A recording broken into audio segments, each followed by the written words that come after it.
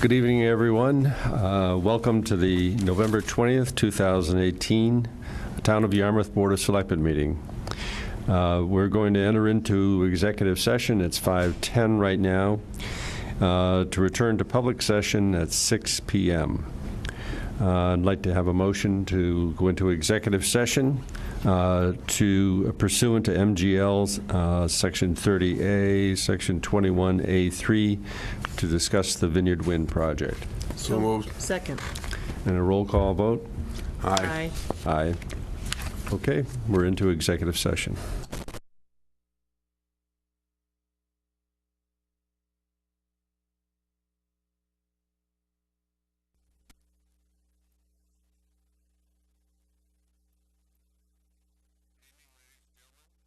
Again, welcome to the November 20th, 2018 Town of Yarmouth Board of Selectmen meeting. We're returning from executive session, which we held from 5 till just moments ago. And please join me in the Pledge of Allegiance.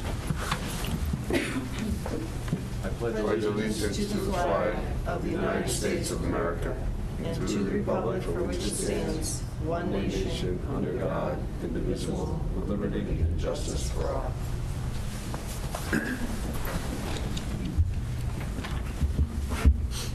All right, we're going to move to public comments. Is there anyone that wishes to address the board?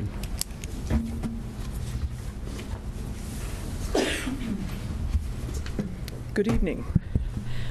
Sharon Weimer, Precinct 7. And I know this starts the informational meeting. I know it's public comment, but you'll be following it with It's going to, following the public comments, yes. Yeah, okay. Well, I just wanted to let you know that and as you're aware, there was a Dennis Finance meeting last night on the new school. And the Dennis Finance Committee and the superintendent and assistant superintendent were there, as well as a couple school committee members.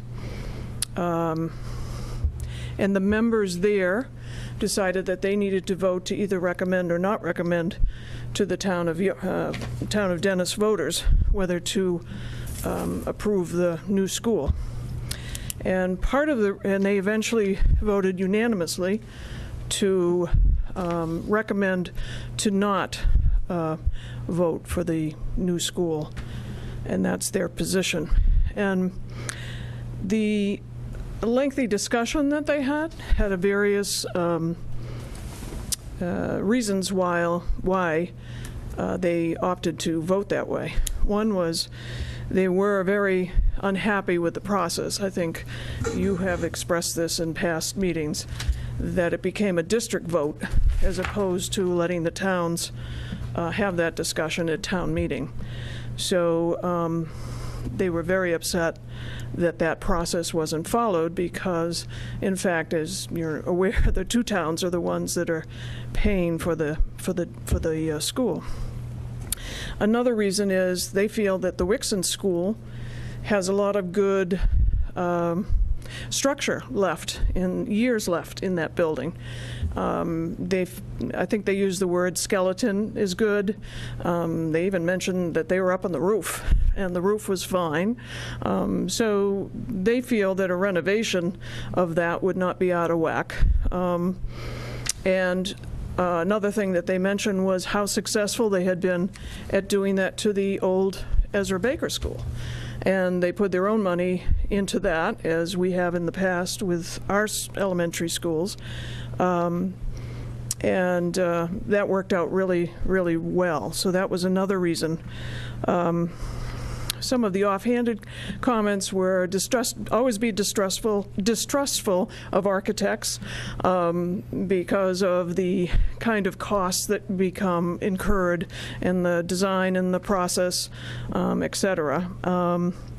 But they also felt it was a very fast process and they didn't have time to have input in regards to what they would do with Wixon if they opted to do the new school, and their belief that really teachers are the ones that make the difference about a quality education was another reason.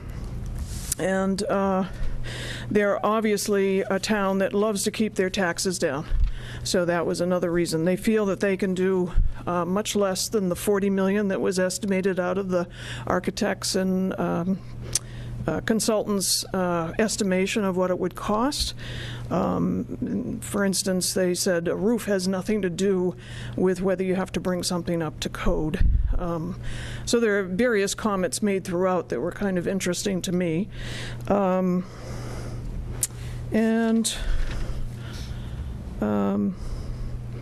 For those reasons, essentially, those are the different reasons, but it was a unanimous vote of all the members. I think there were 8 members there that night, last night.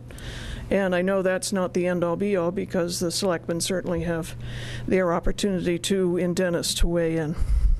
But I would like to make 2 comments.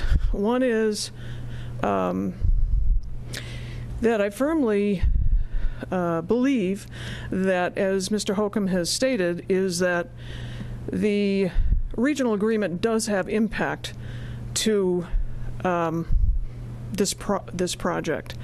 And for the proponents of the school to say it does not, I think is not valid. And the whole basis of the language for the vote put out by the school district is predicated on securing financing and the construction of the school. And they have to use our regional agreement that is now, not with any potential changes or anything. Where it's November 20th, the vote's December 4th, and we have to use this. And what we use now is a net basis of count for kids. So that bond that eventually will be hopefully done between the 2 towns, if it were successful, would shift anytime the population shift the next year. The percentage of that fixed rate bond would have to be paid by the Yarmouth based on the numbers going down in Dennis and up in Yarmouth as a result. So to not say that it has anything to do with the regional agreement is totally false. And then my concern, I know people think that it's just about the regional agreement. It isn't about the regional agreement. I think in the past I've certainly always supported the educational piece of the schools. And as we talked about, 2 years we've been doing overrides for the schools. But what I'd like to say is that I think if one looks at this long term, and I realize that having state money is a real draw and preventing people from leaving it easily, but I think long term, the amount of taxes that this is going to increase, where we started off for just to be a Matakes school, is going to prevent a larger support for what's known as the operational budget, which every year the town and the schools develop a budget, and it's based on the programs. And one of the nice things about the DY school system is that they've really, really tried to keep programs in the budget process. So music, arts, athletics, they've really tried not to affect. And with the idea that that is going to draw more people into the system instead of leaving. Unfortunately, we are in a period of school choice and charter schools.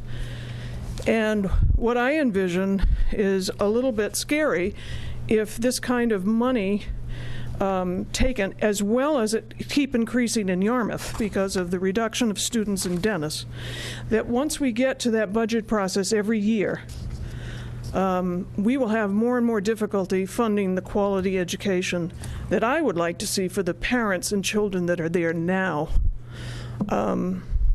And I really think we really wanted to do a Matakes school when it first was presented to us, and somehow it evolved out of that into a 2-town. now that the Dennis Finance Committee has said they're going to vote no, I'm not sure what's going to happen.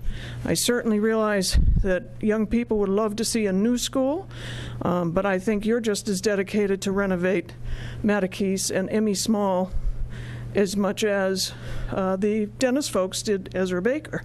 They did it by themselves. And I think there's opportunities down the road, and in the meantime, some monies can be put in to fix those glaring issues that, but to me, it's the education of the kids that are there now, and I would hate to see that affected. Doesn't mean there's a guarantee, but I think it makes it less obvious that those operational budgets are going to get passed. So those are my 2 comments. Thank you. Okay, thank you. Anyone else? Chris? I'll do the fashion show first. And then I'm here, obviously, as chairman of the Yarmouth Substance Awareness Committee, and I wanted to report that we had a highly successful sticker shock program on Saturday. One of the things we did when we talk about sticker shock, what we've done was we were actually placing labels like this on the paper bags that were provided this year by all 9 of our liquor stores. They were all participants and agreed with the hanging posters in their stores, and their clerks are wearing buttons that talk about the fact of not serving, not buying, not providing alcohol to under 21. And it's a timely message to do this time of the year because there's actually a thing, I guess, called Blackout Wednesday, which is supposed to be a big drinking night before Thanksgiving. And it's really very, very inappropriate for our kids and not good for our community, to say the least. So this event was actually sponsored by a number of our local stores and people in this community. Dunkin' Donuts, Trader Joe's, the Chamber of Commerce, Stop and Shop, Shaw's, and Dairy Queen, and we really appreciate that help. And we had 11 people tag and bag almost 7,000 bags, and it was done in the police station.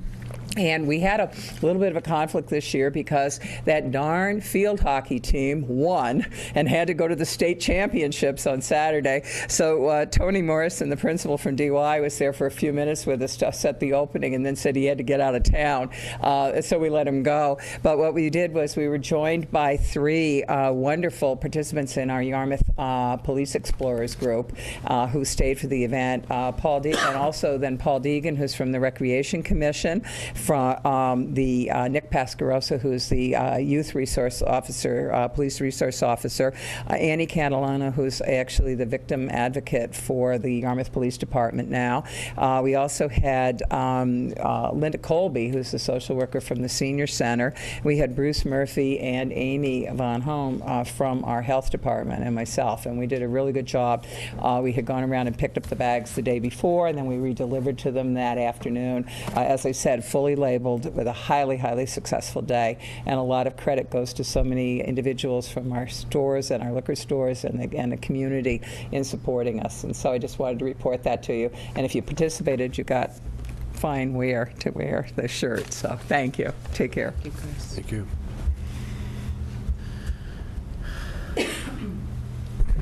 Good evening, everybody. Tom Nicanello from the beautiful village of Bass River in this wonderful town of Yarmouth.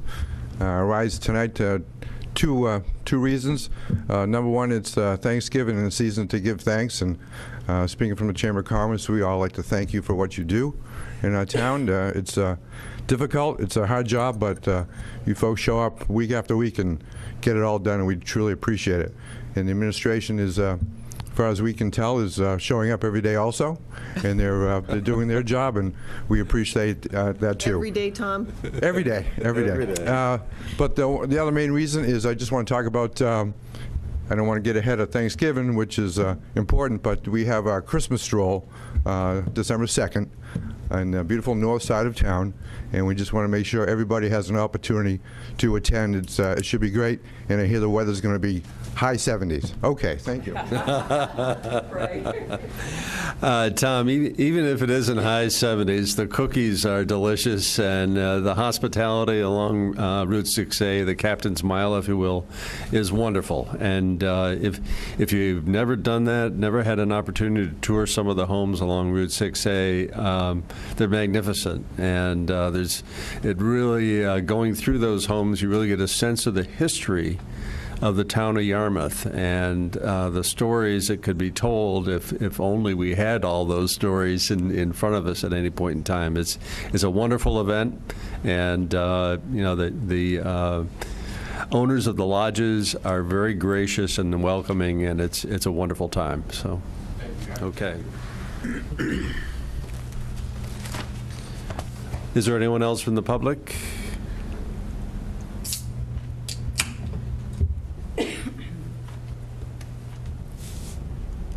Good evening. My name is Paul Griffin. I live over in Colonial Acres. I'm not sure if this is appropriate or not, but are you guys going to talk about the school loan tonight? We are. Okay. Have you given any thought of whether you're going to do just a straight override or a debt exclusion? Reason being is I've been a past assessor, and if you do a debt exclusion, whatever the amount of money you're going to have to raise for the school is that's it, and it can't go. But if you do it just a straight override, and let's say you bring in, I don't care, let's say you bring in $200,000 extra to pay the bill, that you take 2.5% of that, and each year for the next 20 years or however, actually forever, that amount of money you're going to take is going to increase by 2.5% per year for the taxpayers. Actually, it is a debt exclusion. It will be. Yes, and we'll talk some more about that. And part of the issues, if you will, that we need to delve into is the fact that the vote will be for a debt exclusion based upon the current population counts of the school, which in the article, it's, I think, 33% Dennis, 67% Yarmouth.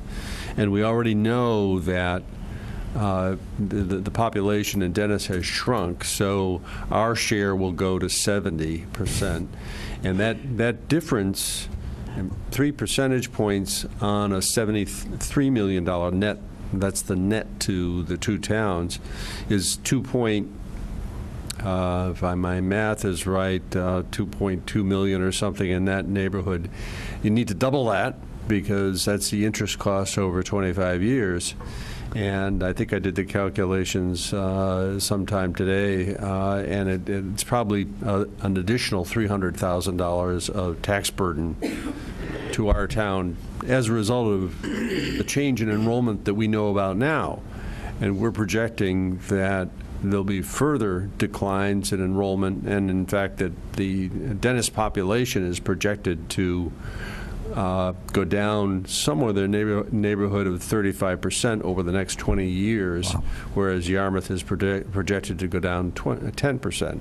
So what's going to continue happening over the next 20 years is proportionally more of that debt exclusion or of that debt obligation will be shifted to Yarmouth over that 20-year period. Could I ask a question? I would imagine that once your decision is made to build a building, and it's whatever percentage for Dennis and whatever percentage for Yarmouth, that's going to be fixed. I would imagine that percentage would be identical for the next 20 years. No, the cost of running these building, with the teachers and everything else here, that could be prorated by They both will be prorated based on student. Even from when they build it, will change the day you build it goes on. It will change annually. That's the way the agreement between the two towns is structured. Can I make a quick? Yes. We've been trying to negotiate. The agreement's very old and obsolete, very frankly. We've been trying to negotiate a updated agreement with the town of Dennis, but they've been resistant to change it. But both capital and operational costs under the current, what I call archaic agreement, is based on a ratio of student population as of October of the prior year. Correct. But I would just think so those figures are in a state of flux, both as to capital and operational costs. Well, I can understand it changing year to year as the number of students goes down in Dennis and Yarmouth is going to increase. That the shift would be there. But the day you build a building and you borrow the money, that should be locked. You shouldn't be able to change that. It'll That's the be way it locked. is. It'll be locked in terms of the bond itself, but not in terms of the allocation of the financial responsibility for the payments on the bond. Right.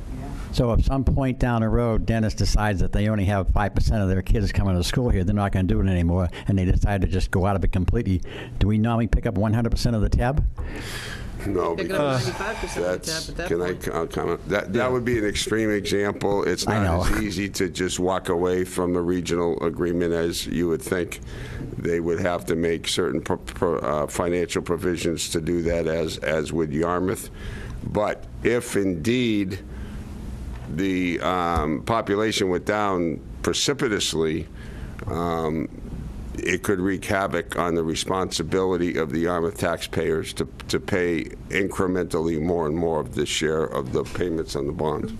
Has any thought been given to the idea that if it's going to be changed like that, to build a smaller school now and have it just Yarmouth, not regional? We've had some of that discussion, yes. We've talked about alternatively building a K through 7 school or 2 K through 7 schools, I don't know, in Yarmouth, but those options have not been explored. And it's really not up to this board to explore them. It's up to the school committee to make the decision to look at those options. Okay, I just want to make sure that we're due with debt exclusion so we don't keep that going up by 2.5% a year. Thank you very much. Okay. Thank you. All right, thank you. Is there anyone else from the public that would like to speak? Okay, seeing none, we're going to move into our informational meeting. As I think most of you are aware, we've had 2 meetings already. Roughly, or about a week ago, we started with a meeting on Tuesday night, our regular session, and then we had a meeting devoted entirely to that on last Wednesday. We covered basically the same materials that we're going to cover this evening, and we'll probably go over them more quickly, hoping that more people will have seen those and will be familiar with the drawings and so forth, that the details of the proposals. And I would like to mention again, the vote occurs on December 4th. It's from noon to 8 p.m. So it's very important that everyone get out to vote for that meeting. If you're going to be away, absentee ballots are available through our town clerk's office here. You come in, make an application, and pick up the absentee ballot, and you're good to go. So I would encourage anyone who anticipates being away for that vote on December 4th to please come in and pick up an absentee ballot and cast your vote. Once we have the discussion or presentation this evening, we'll have an opportunity for the board to make further comments. And as we did, I think, in the last 2 sessions, we'll open up for public participation, questions, and so forth, so that we can try to address any of the things that are still a problem for people to understand. So this is a very complex proposal. And with that, I'm going to open up at this point to Dan Knapik and let him proceed with a review of the project. Thank you, Mr. Chairman. I would mention, too, while you're on that topic, there will actually be 2 ballots, one for the district and one for the town. One is to vote yes or no on the project. That's the ballot for the school. The other one is on the debt exclusion for the town side. So there'll be 2 ballots you'll go to the box with that you'll have to read through. And there'll be a recap on the school ballot as it relates to the question what it's financing. The presentation that we're going to go into briefly here to bring everybody up to speed, this was prepared by the school department's architect, a company called Perkins Eastman from Cambridge. To kind of fill in some gaps here, some time ago, what's referred to as a statement of interest was filed by the school department and the school committee related to doing something about the Mattakey School at that time. And at that time, it was a 6 and 7 grade school situation. In 2016, a delegation from the district and the town went up and met with the officials from what's referred to as the Massachusetts School Building Authority, MSBA, which you'll hear that phrase quite a bit during the presentation tonight. And they discussed a solution to the project as a potential joint 4 through 7 school as a potential option to look at. And what that evolved into is the presentation that you have here tonight. So it is fair to say that there was a point in this very long process that's been underway now for about 2 years in which a decision could have been made by what's referred to as the school building committee to do a repair option on the building, and it would have stayed as a 6 through 7 option. But that committee took a vote in the process to advance to this stage a 4 through 7 joint building, which in effect would cause the closure of the original Matakees building site and also the Wixon School in Dennis, and it would be replaced by this new building that we'll show you briefly here on Station Avenue.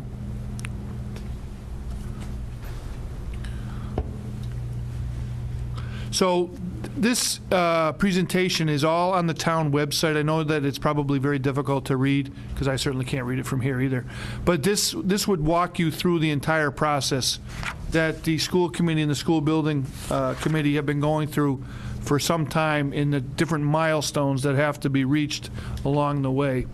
And this, again, this is some background information on the process. So in order to be eligible for state funding, you have to apply to the state for consideration for a project, and as part of that, a feasibility study is done. And the town appropriated a couple years ago the sum of $750,000 to do this feasibility study, and we're still technically in that phase of the process where if the district vote were to be successful on December 4th, then you go to the next stage of the building project, and you move out of feasibility study. But there's many parts to feasibility, including enrollment projections, including site selection, what kind of building would fit your needs, in different stakeholder groups were put together. It's a very long process that took place over the last 18 months. And what drives a new building, a new school building today, is what's referred to as the educational program. So part of the design team is somebody with special credentials, if you will, to assist the district in modeling the educational needs of the district going forward. School buildings today are complicated endeavors. There's a lot to be considered, much more than just 4 walls and a rooftop, a gymnasium, and an auditorium.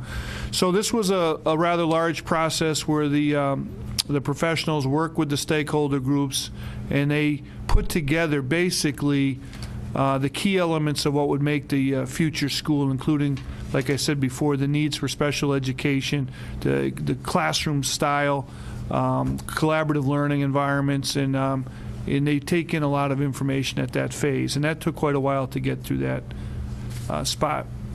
Along the way, there were a number of sites that were evaluated for their suitability, and remember, at one point early on in the process, repairing of Matakees was under consideration. Subsequent renovation of Wixon was, and then there was a variety of different sites that were also under review.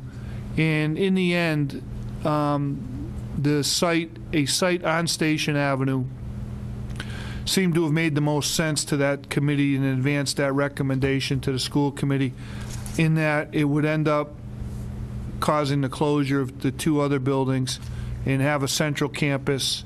And if you include Station Avenue Elementary School, kids in Yarmouth, many kids would have an opportunity to go from pre-K right to high school at that one location. Part of also the driver on that was, when people asked, well, why didn't you look more closely at Matakees and Wixon sites, there was some commentary received by the group that there was parental concerns about transferring the kids that far to the other side for so long, and everybody seemed to gravitate to Station Avenue as being a decent middle ground location. So once that was identified, the next challenge was how spatially would a building fit on the site. And so the next series of diagrams are to show you that. So there's two distinct, or actually probably three distinct components to the building. There's the front part of the building, which would house the auditorium, the gymnasium, and the administrative area. And that's also is an area of the building that the community would have access to. And then behind that is the academic wings. On the first floor, the academic wings would be grade 4 and 5, and on the second floor, grade 6 and 7. So it's almost a school within a school type of setting. And that's what you see up here in this picture. Up at the upper left-hand corner, the academic wings are, I think you would call those parallelogram type structures. And then in the front is to the left, that very large rectangle piece, that's the auditorium. And then in the middle is the administrative area, and then the gymnasium to the right. Under this scenario, entrance and exit way would be made from Station Avenue, roughly at the point of where the administrative building is. And you can see down at the lower end of the picture, the solar panel array is able to stay on this site at that location.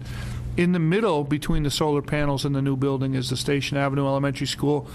It's important to point out that some of the planning associated with this project included ensuring that there was enough space to add an academic wing to Station Avenue Elementary School in the event that the district and the town at some day in the future wanted to close or consolidate the Emmy Small School into a larger renovated Station Avenue Elementary School. And that's kind of what the schematic looks like. So there was a lot of activity associated with how this building would lay out on that site and what constitutes all these different classroom configurations and whatnot. Here's an overhead picture that shows the circulation. There's a road.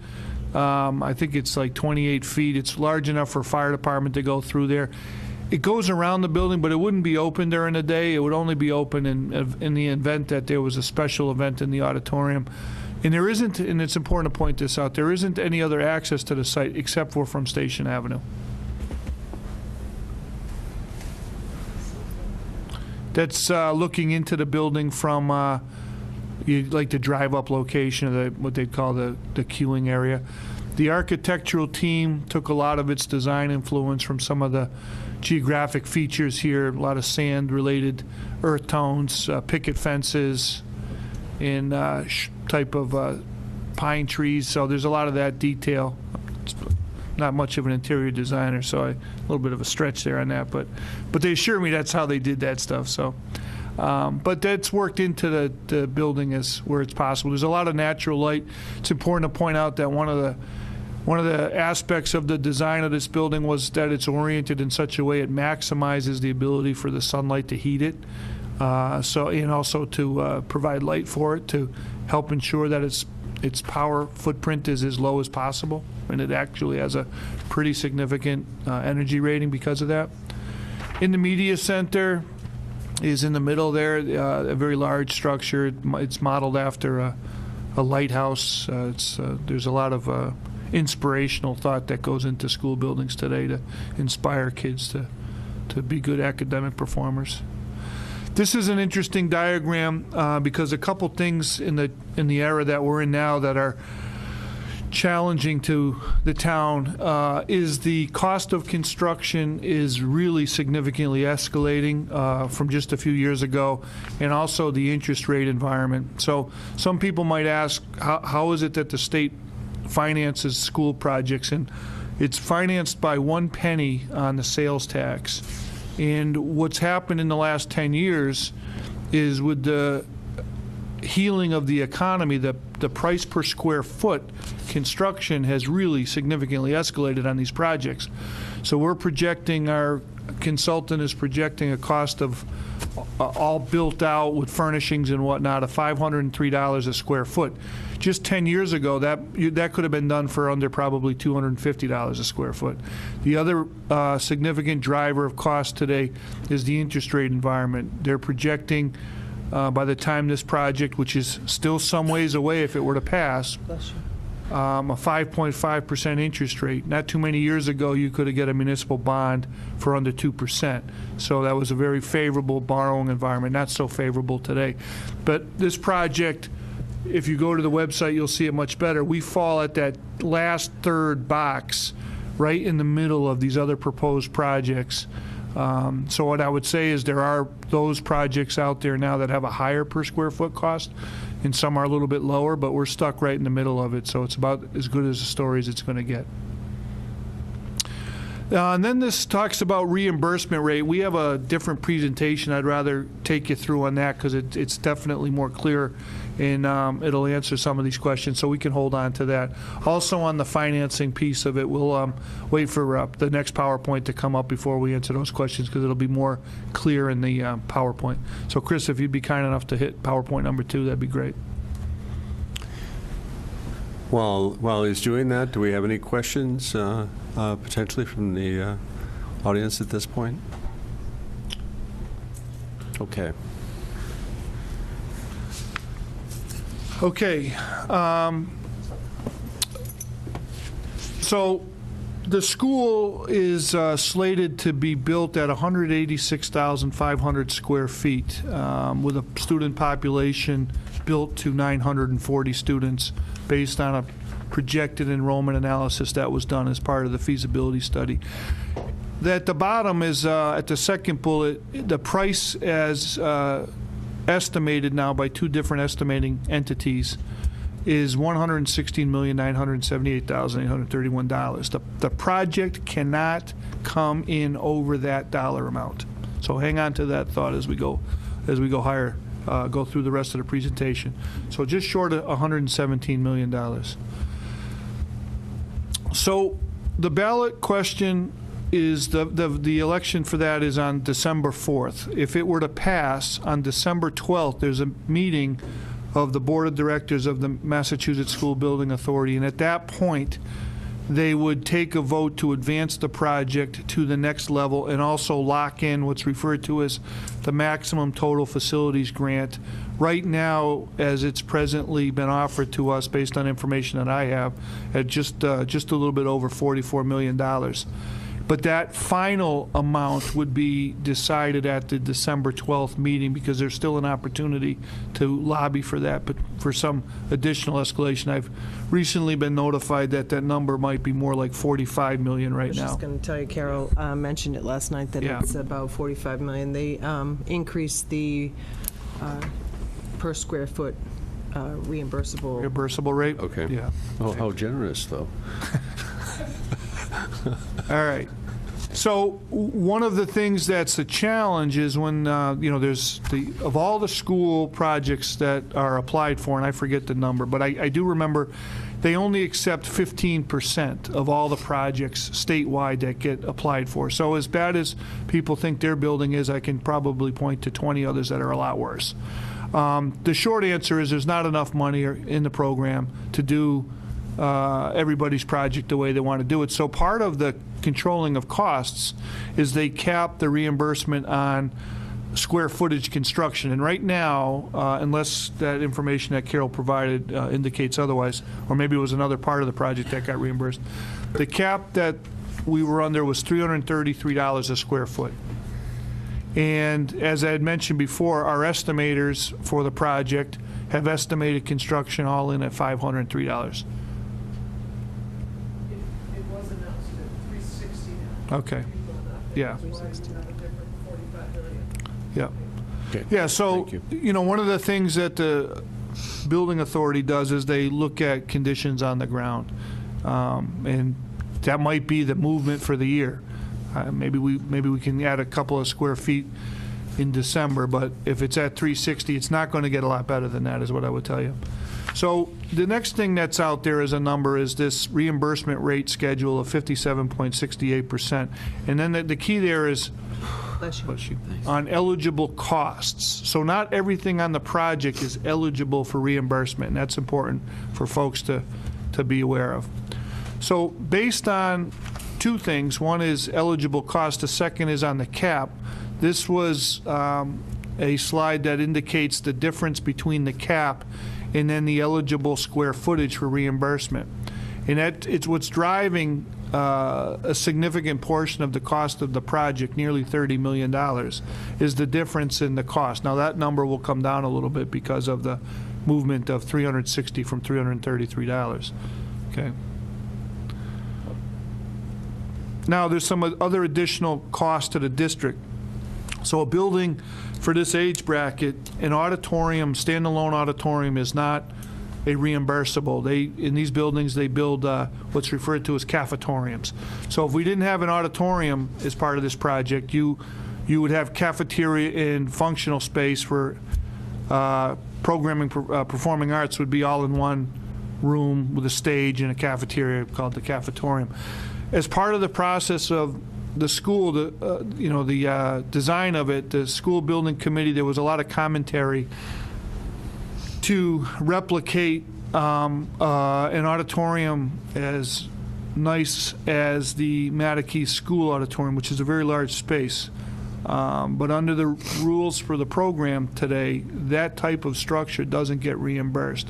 So I believe the auditorium maybe is at about 8,500 square feet of space. It would have a large dollar value associated with it to it.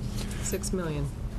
There's some other costs, other space concerns that were moved into this building. So presently at the Mattakey's building is something referred to as the United States Department of Agriculture Food Storage Room.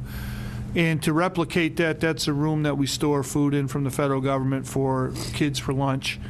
That's not reimbursable. And then the other one is the District Information Technology Center. It's presently housed in Mattakey's, and there wasn't a suitable other location. So that was, the square footage for that was brought into the new space.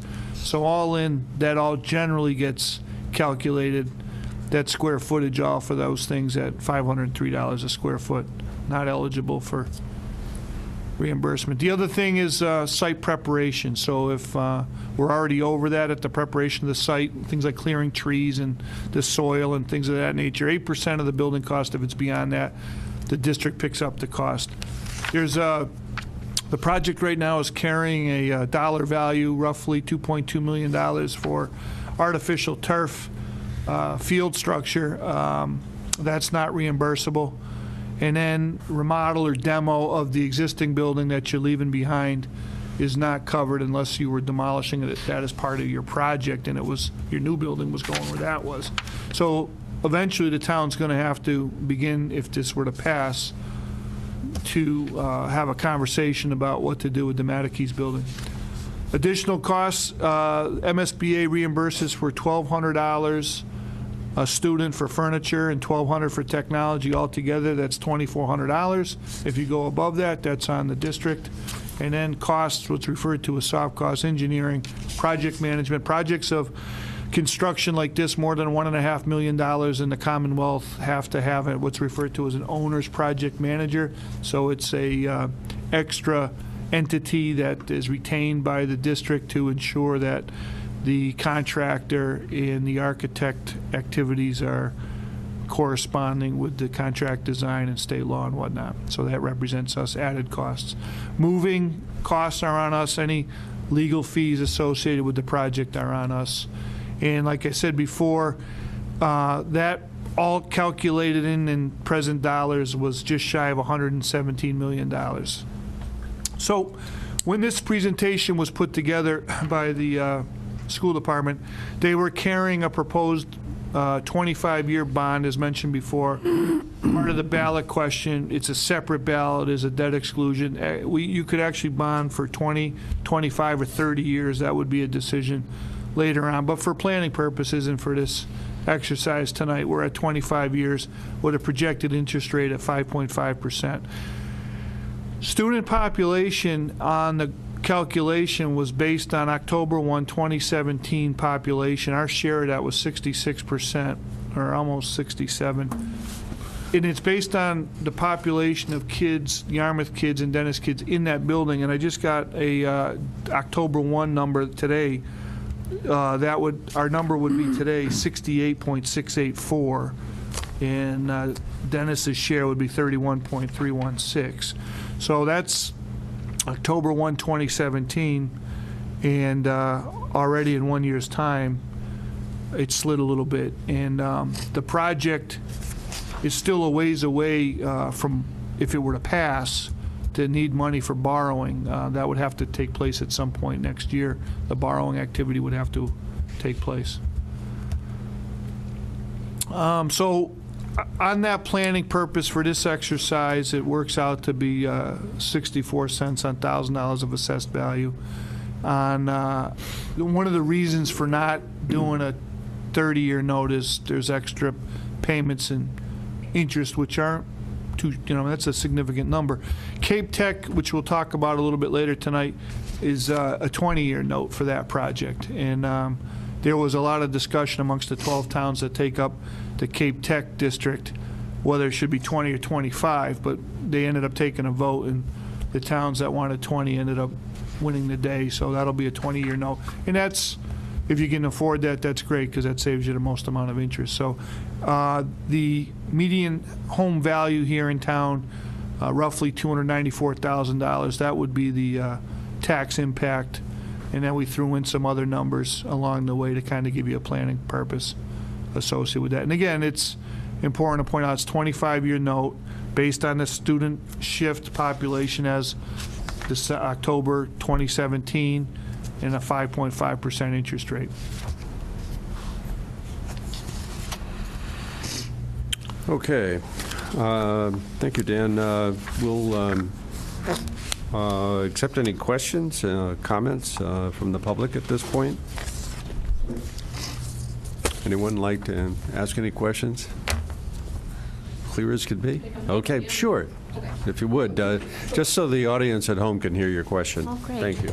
My name is Megan Delman. I live in the town of Yarmouth. I have 3 students in the district, 3 sons, and I feel like there's like a disconnect with what I've learned at the meetings for parents about, what the MSBA grant can provide the town and the school, and then what Perkins Eastman has said, and then like how the town impacts that decision. So, if the vote goes to no, then we're not, Madakees and Wixon are scrapped from this MSBA project. If it says no. No, they have 120 days. They have 120 days to present the town with an alternative.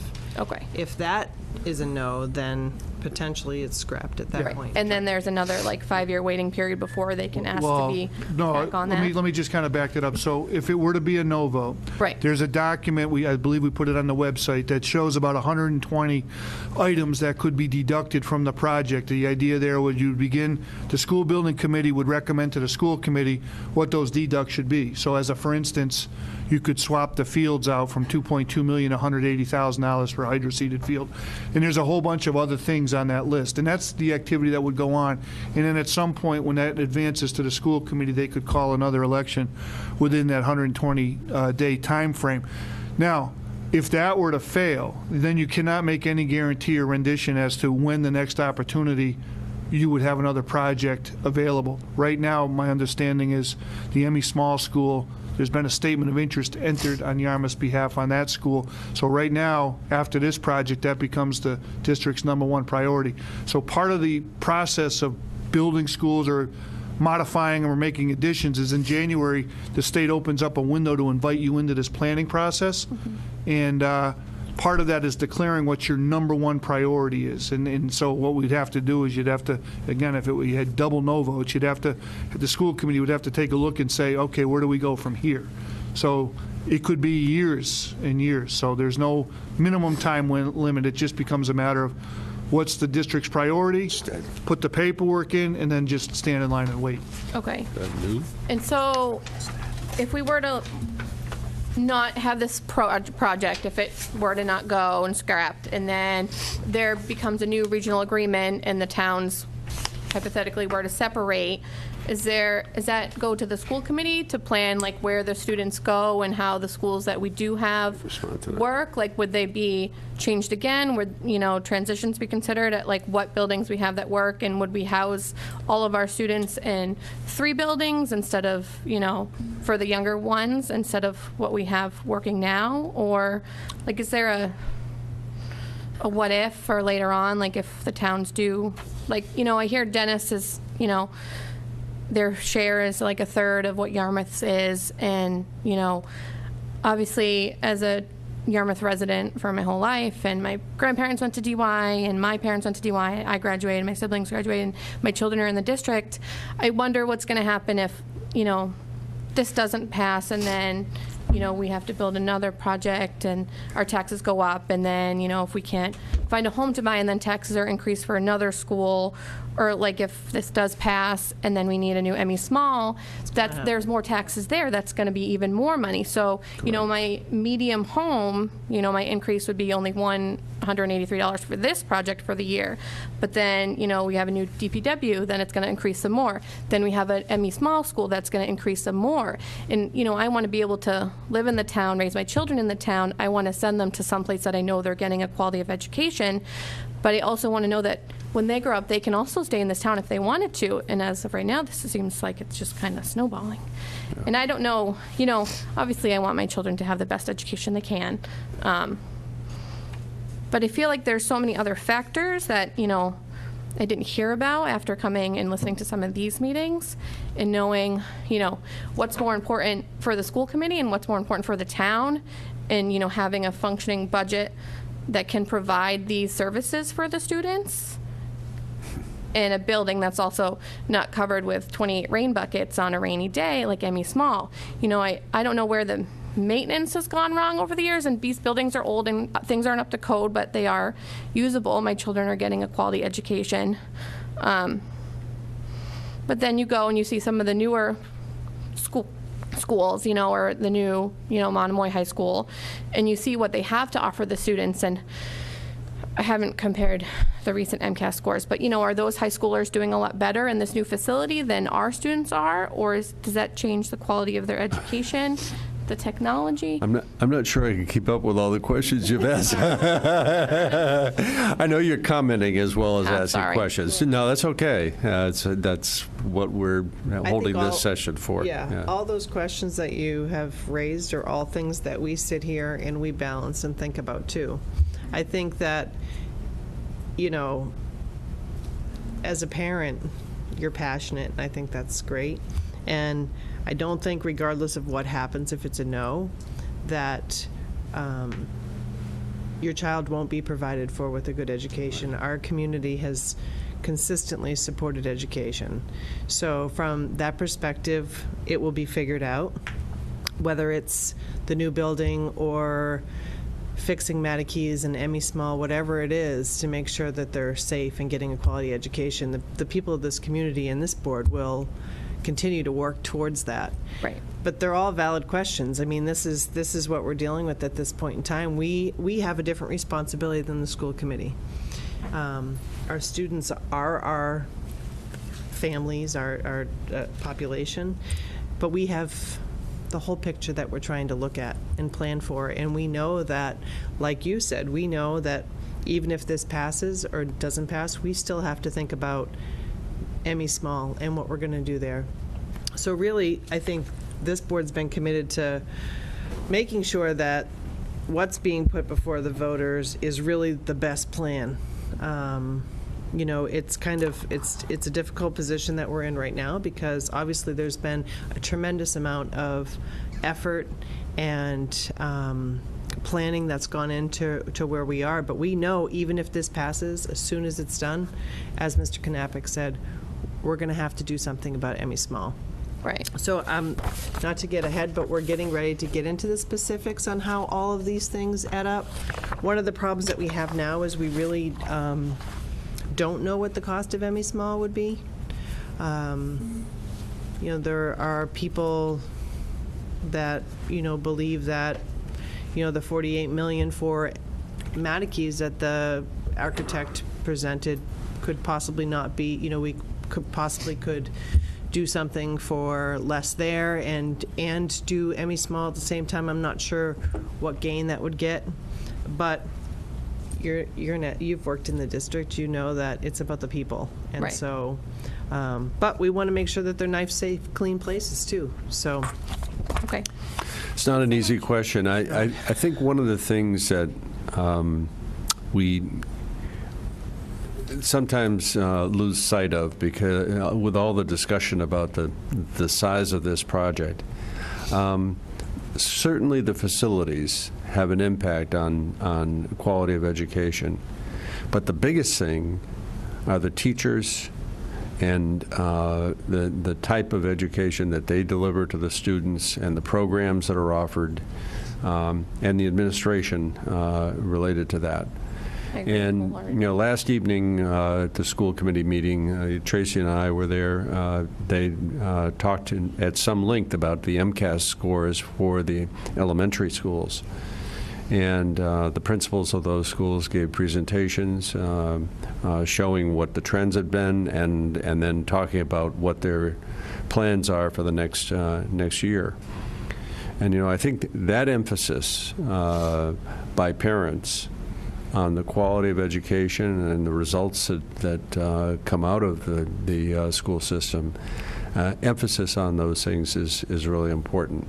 Not to say that major decisions on school facilities are unimportant. They're not.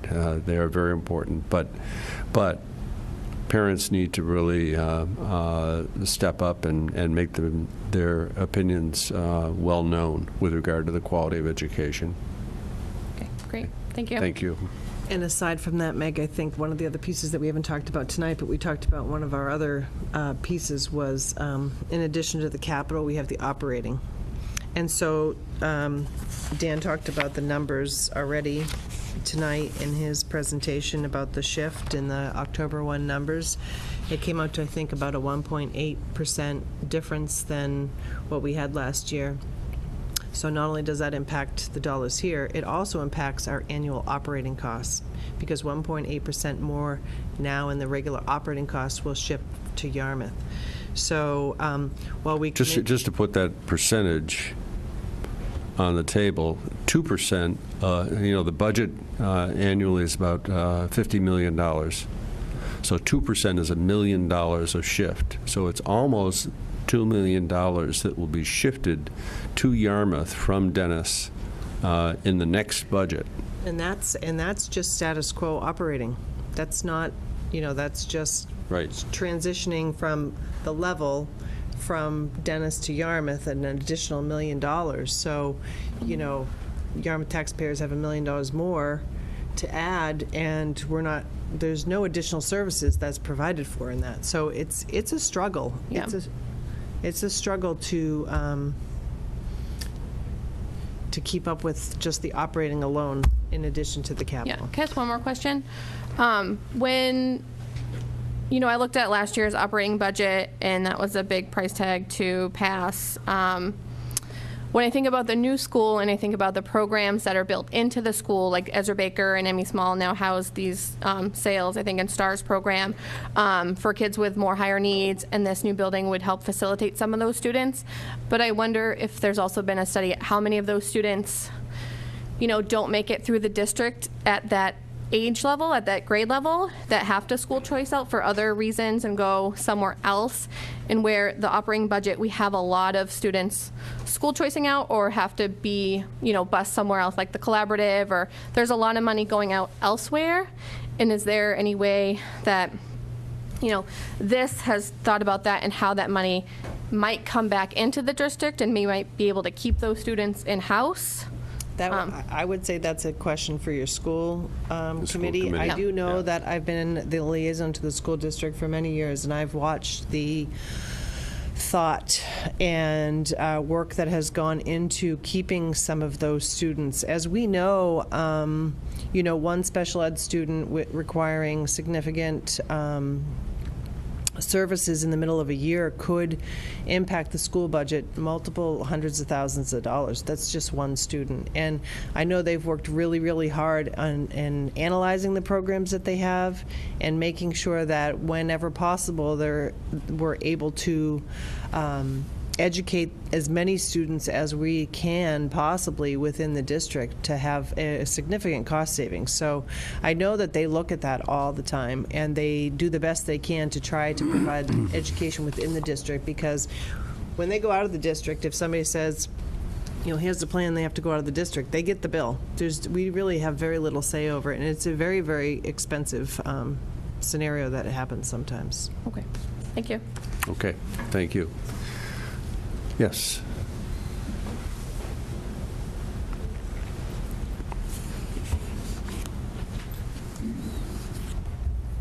Joyce Flynn. I have a follow-up question to what she was just asking about operating costs. I'm well over 50, so I don't believe in throwing out 50-year-old buildings willy-nilly. But I think that there are some advantages to building new and not just, the kind of educational or morale advantages. And I wondered if there's an estimate that's been done projecting the savings in operating costs from no longer operating the two 50-year-old buildings to instead operating one energy efficiency building.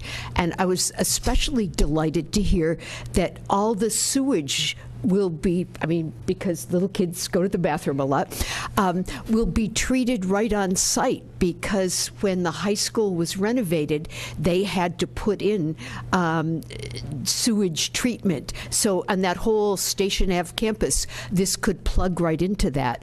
But I know certainly that the utilities would have to be greatly reduced by the energy efficient building. And I just wondered if we had numbers for those. No, and I asked that question at a joint meeting we had, I think, because it was in one of the website that was being circulated for the new school district, for the new school building, and I had read that it was operational savings, and I hadn't heard that yet, so I had asked the question, and I was told it was energy. But in terms of actual operating, I don't think that they quantified any particular item. I think Joyce, that got really complicated with the solar impact, the solar arrays, and what was going to happen with those, and how they were going to be, what was going to happen after the construction, and so I don't think we've gotten a clear explanation with everything included where it would finally end up. Because I was thinking the solar, a lot of that is behind the meter, but I don't know how it would, with a new building, which way they would do it. But right. I was thinking the HVAC systems in particular, are going to be way more efficient than the ones that are currently at use in Wixon and Madakees. Right. And that should be a pretty big savings. Yeah. Well, anyway, I can tell you that the last time we closed the school, we were assured some operational savings that were never realized. So that's why I asked the question, because it was told when we condense and we move in, we have less schools to operate, we would see a savings, and our budget increased that next year, so I'm not sure. Yep. Well, yeah, electricity has increased, certainly, yeah. So. Okay, well, if you do it in the future, hear that figure, I would love to mull it over. Okay. Thank you. Thank you. Okay, we want to talk about property tax impacts. Yeah, I think at this point I'd turn the presentation over. Ed Centio, Finance Director, was good enough to make I think the spreadsheet that Chris handed out to you is the most updated information, and Ed's got a very large document that he can walk you through.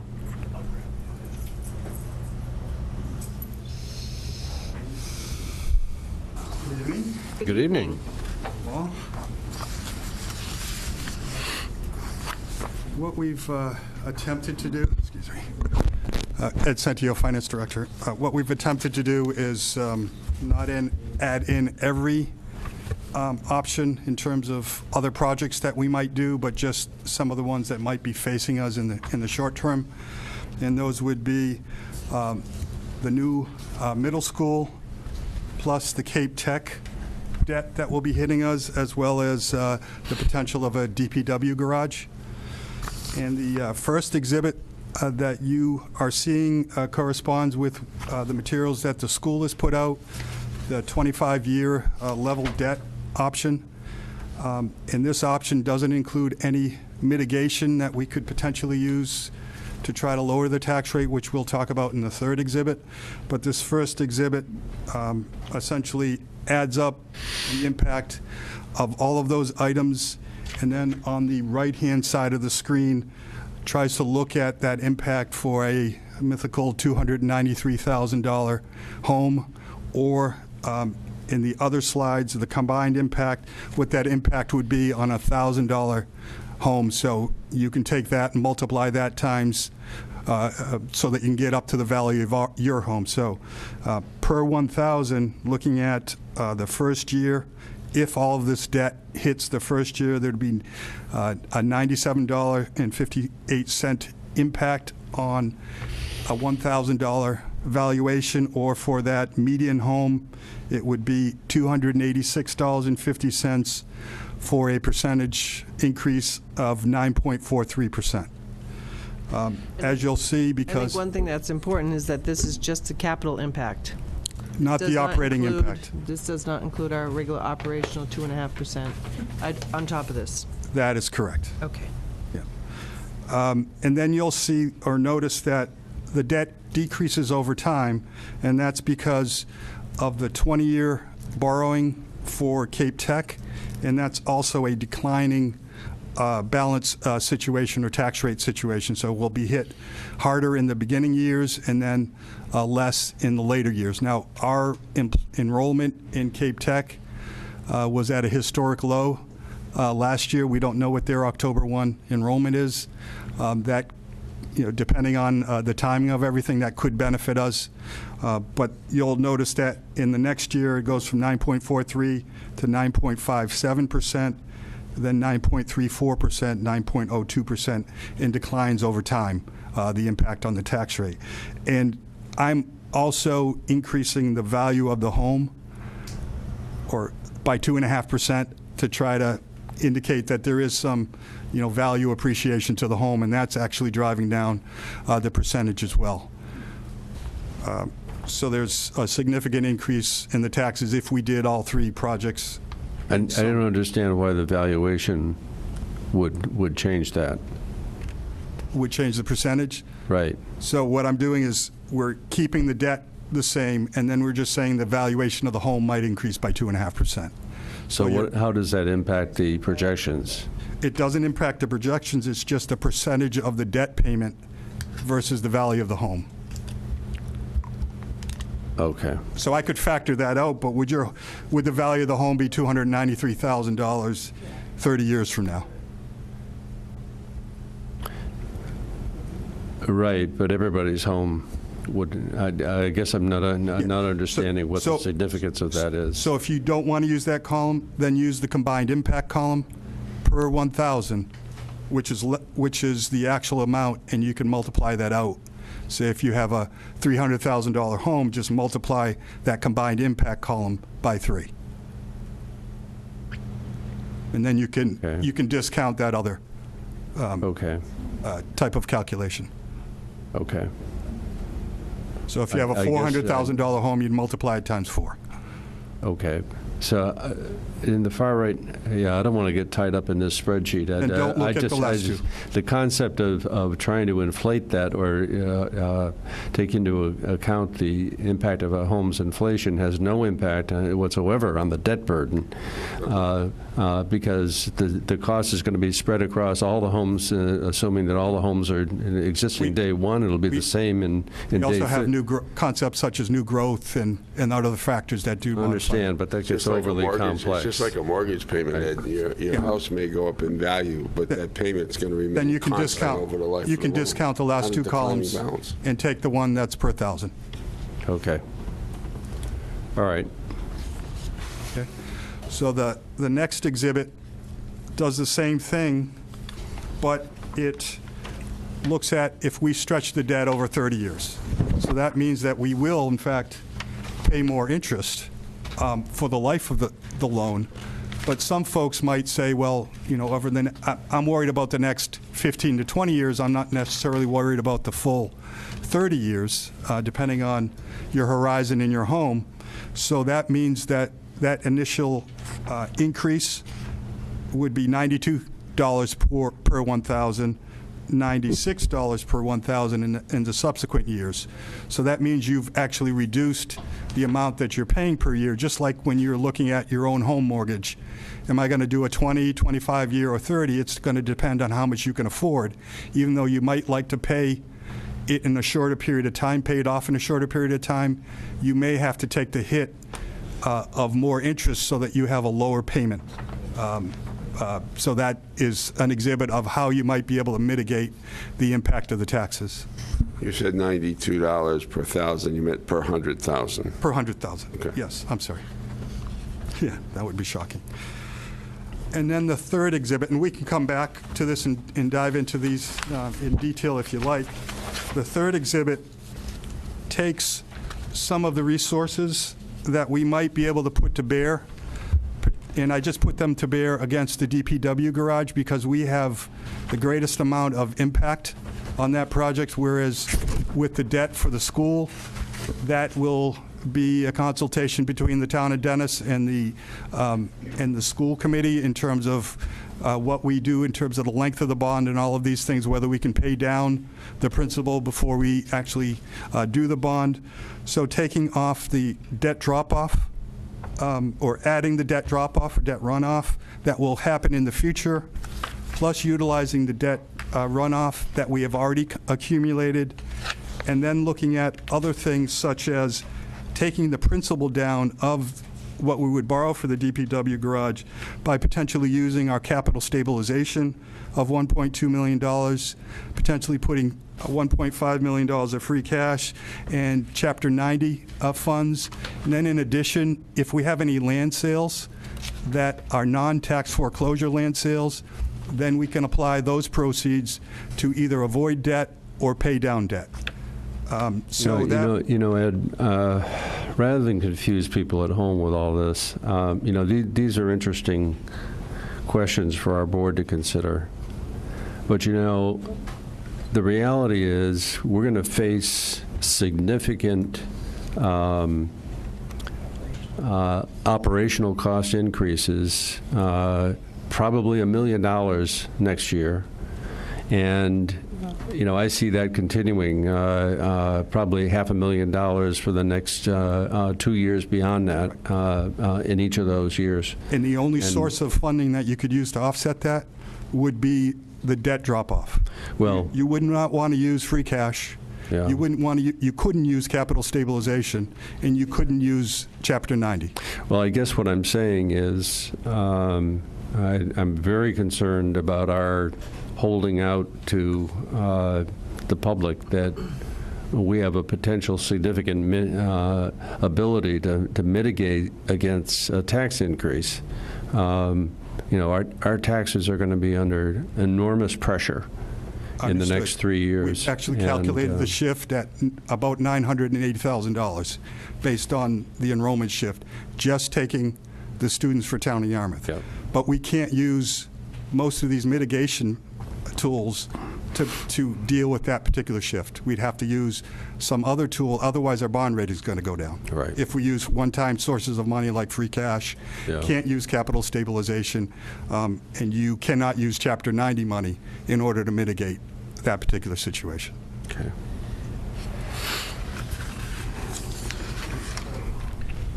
Okay.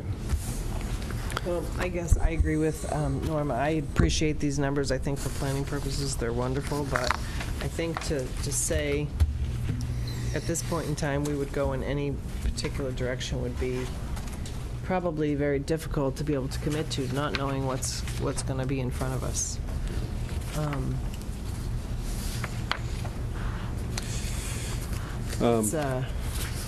It's a difficult situation. And that leaves our town status quo, never making any improvement Right. at all. Right. So I'd like to reserve the options at this point in time. Yeah. And I'm taking this against the DPW garage, not against the schools, Right. this mitigation effort. Okay. Thank you. Good information. Yeah. Okay. I appreciate the work that you've done on this, and certainly shows us. one of the discussions that occurred last evening, I watched the Dennis Finance Committee meeting, and one of the discussions their committee had was around the projects that exist for Dennis at this stage. And Dennis is going through not the same issues as we are, but with aging buildings. And they've got a police department that they are going to have to rebuild. I'm not... Fire. Oh, was it fire? I'm sorry, fire department. Okay, I got it wrong. But I think, we're faced with challenges caused by aging buildings. The DPW building is a significant issue for us. And there are other things on the horizon going out over the next few years that are major projects. And, towns always face those sorts of things from year to year. But we're faced with this particular one and the Cape Tech building, we know are huge right now. So we have to be very careful about the tax impact in our town of these major projects. So with that, are there any other board comments that we want to add at this stage? Or are there any further questions from the public on this? Yes.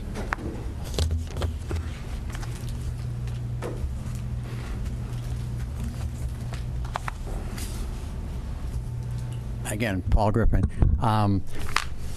Has the town come anywhere close to what the maximum amount of taxation they can raise? You have a limit. You can't go any higher than 2.5%. We've been over that. 2.5% plus new growth. Right. And that now I know we got 351 cities and towns in Massachusetts, and I know a fair number of those cannot. They hit it, and they have to go and do an override just to pay the bills. Correct. I wonder how close are we at to hitting what maximum we can get. In the last 2 years, we've had overrides for school purposes. So we've exceeded the 2.5%, not from the municipal budget, but from the school budget. Well, I'm not sure if the state looks at just the school budget, but No. they know that the town can only bring in right. 2.5% plus whatever new building is building. Yeah. And I don't know how close Yarmouth is to that. No, as I said, we were over that in the last 2 years. So if this is gonna be a significant increase, on a regular basis, are we going to do override every single year? Well, that's part of the question. Yeah, it's not a good question. It's not one we like to answer at this stage. But other additional comments from the board at this point?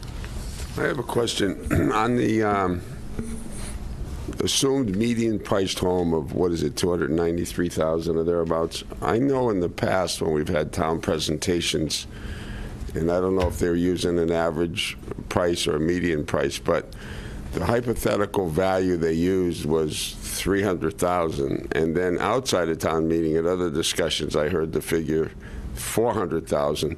Where does that $300,000 figure come from? How recent is it, and is it a valid number? The reason why we used the $293,000 was to coincide with the exhibits that the school was putting out to do something that was apples to apples. The reason why we have a per $1,000 number is that's fairly easy for people to say, well, I have a $400,000 house, so let me take that times 4. Or I have a $450,000 house, let me take that times 4.5, so that people could actually determine the impact on their home as opposed to setting a number, which is arbitrarily at 293, 300, or 400. I get that, but do we know what the real number is, the real median? The median home value is $293,600. As of? That's as of a few months ago. Really? And that takes into consideration condos, that may be one-bedroom small condos, as well as, the higher-priced homes.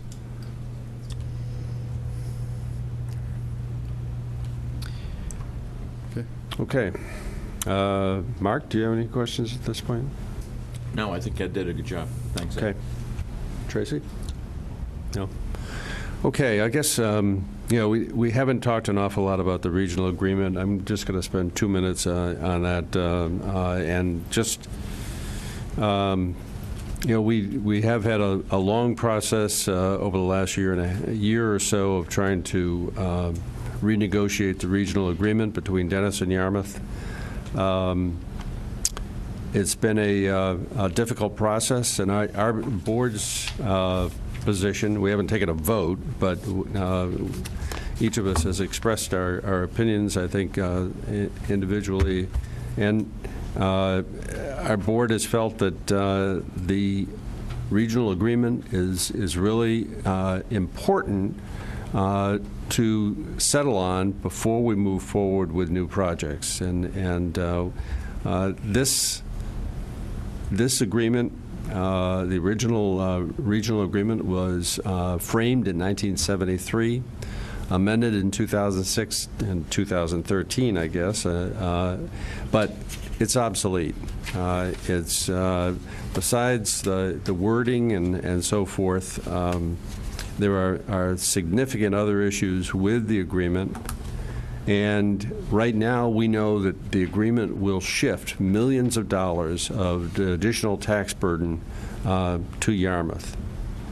Not all of those issues will be fixed as a result of the things that we were negotiating, but there are some significant issues. One is what enrollment number do we use? And I won't get into the technical difficulties, but the impact of the way costs are shared between the towns based on the enrollment number that is used, in effect makes Yarmouth pay about $250,000 toward students from Dennis that are going outside of the district.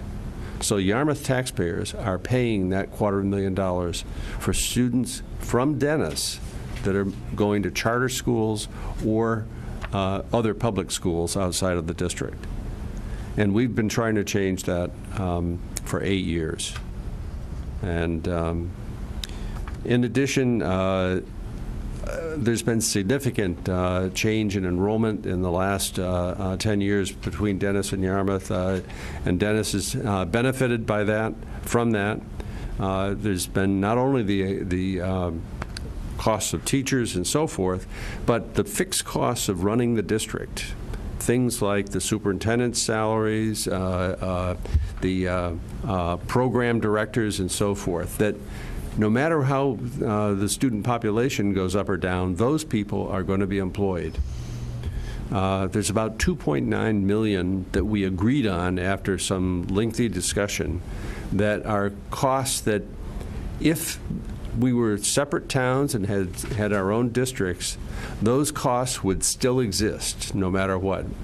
And we agreed initially to split those costs 50-50.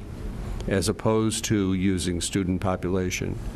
Unfortunately, Dennis backed away from that agreement. The other significant area of discussion has been with regard to the sharing for future schools, future capital costs. And our position has been all along that again, we believe that the costs of a school should be split 50-50 between the towns that are participating. And I'd like to make the analogy of, you know, if you were going to rent an apartment with another person, you would split the cost of the apartment 50-50. And that's the same principle. People get tied up in thinking about enrollment. Now, the facilities are used equally by the two towns.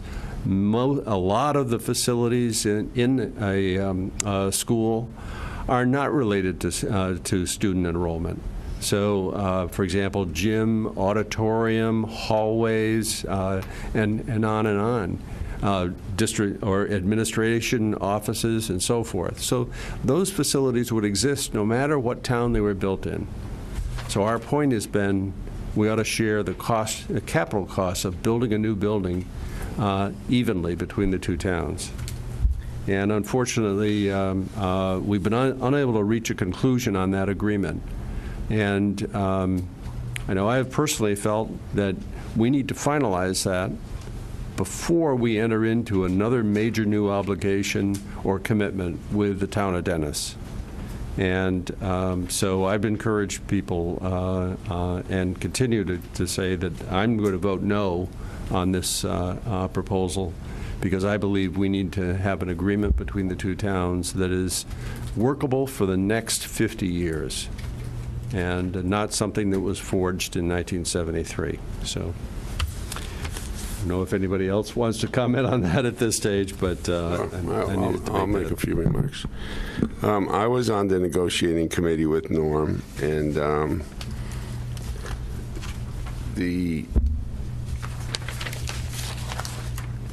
I think to put this into perspective about what the Yarmouth voters would be buying into if they voted for this project is this. We initially got the appropriation from town meeting for $750,000 to study the Mattakey School, which needed to be renovated or rebuilt, torn down and a new building built. The state said, well, why don't you consider Wixon too, your regional school district? They're probably down the line. Maybe we can combine the two projects together. So the town of Dennis comes in, and they want to use the old agreement to share those capital costs. And we're probably talking, by the time the building gets built, about a 70-30 split or thereabouts, 70% by Yarmouth and 30% by Dennis. So now, instead of Yarmouth undertaking to build the Mattakey School in isolation, the voters, in effect, would be agreeing to pay 70% of both Mattakey's and the Wixon School. That's really what's on the line for them. That's really what happens if they vote in favor of this. We think that's unfair, blatantly unfair to Yarmouth taxpayers. We've tried over the last 8 or 9 months to get Dennis to agree to a more realistic cost sharing on capital. Norm told you it's our position. We'd love to get them to agree to pay 50%. But we even offered in negotiations to go to with a 60-40 split, only because it's just a little bit less further for them to move to 40 than it is to 50. That's a big jump. But they wouldn't do that. They really didn't want to talk about capital. And in many meetings when we had capital on the agenda, they didn't even want to talk about it because they got a good deal. So their position is, why should we change?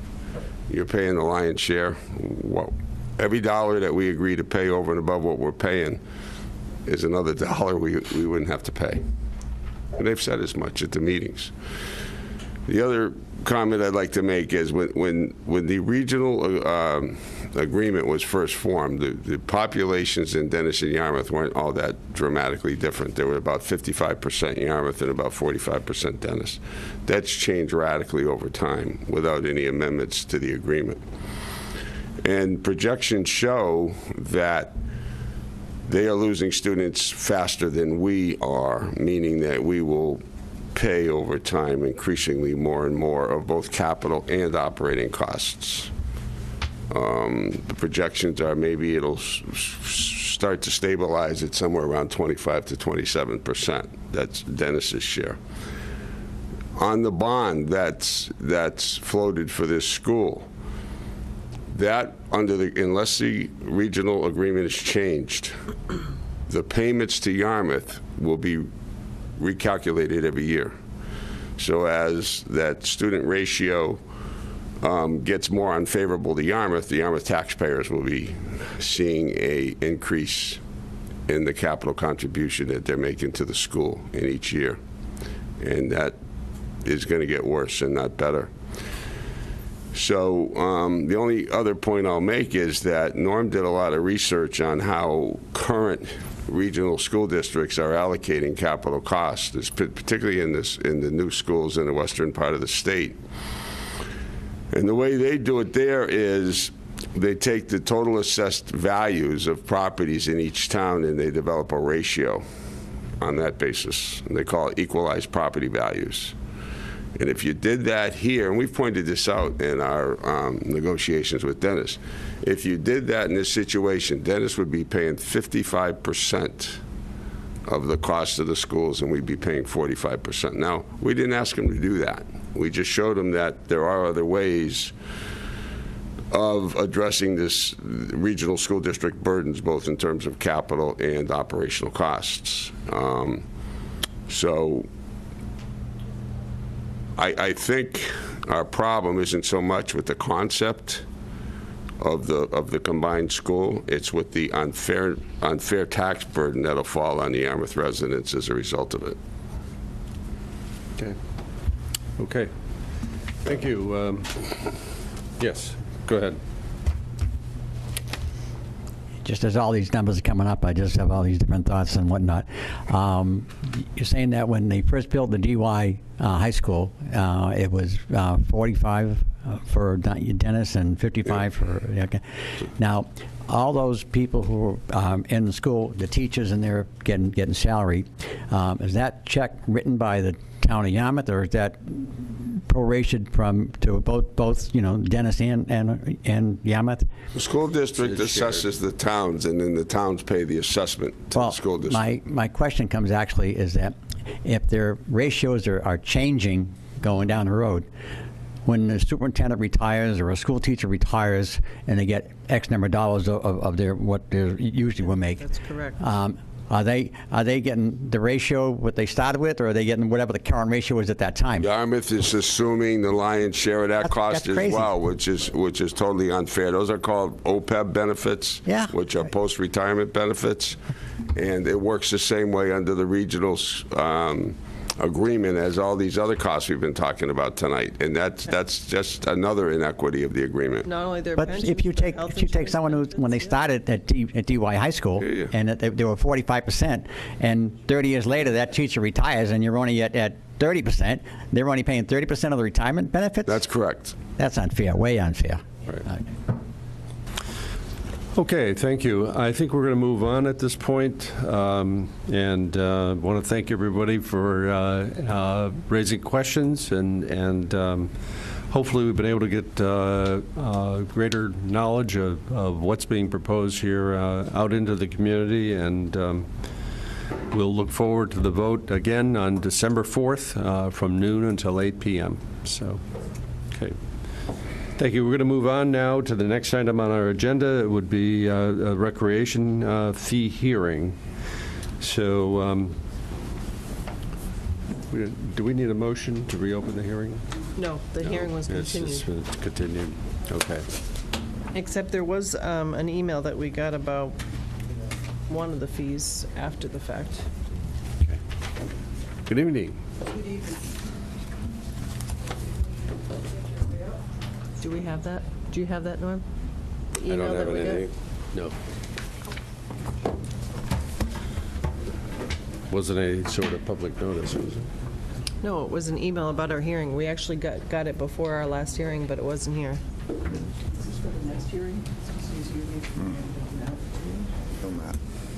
Thank you. Oh, for the next one? Can you Okay. pull that up? Our email?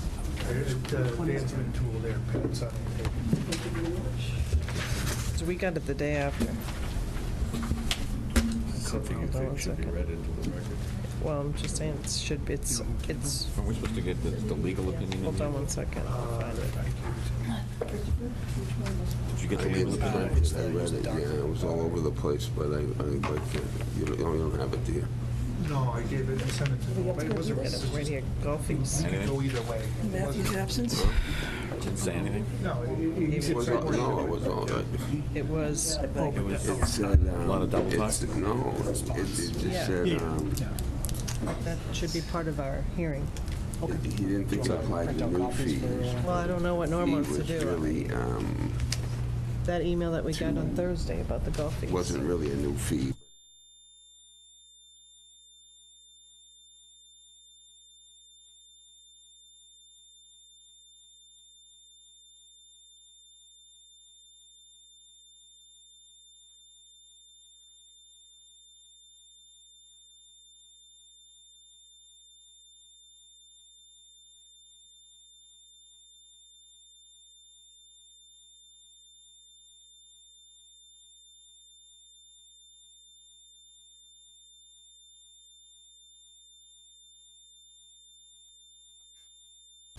Let's move ahead with our recreation fee hearing. Good evening. Good evening.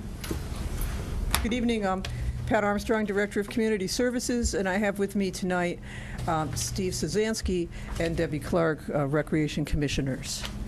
This is our second hearing of an increase in just two of our program fees, and then also in our rental fees at the LaRusso Lodge. There's no variation from the presentation that was made last week, so if the board would like me to review that presentation in Cliff Notes, I'll be happy to do it.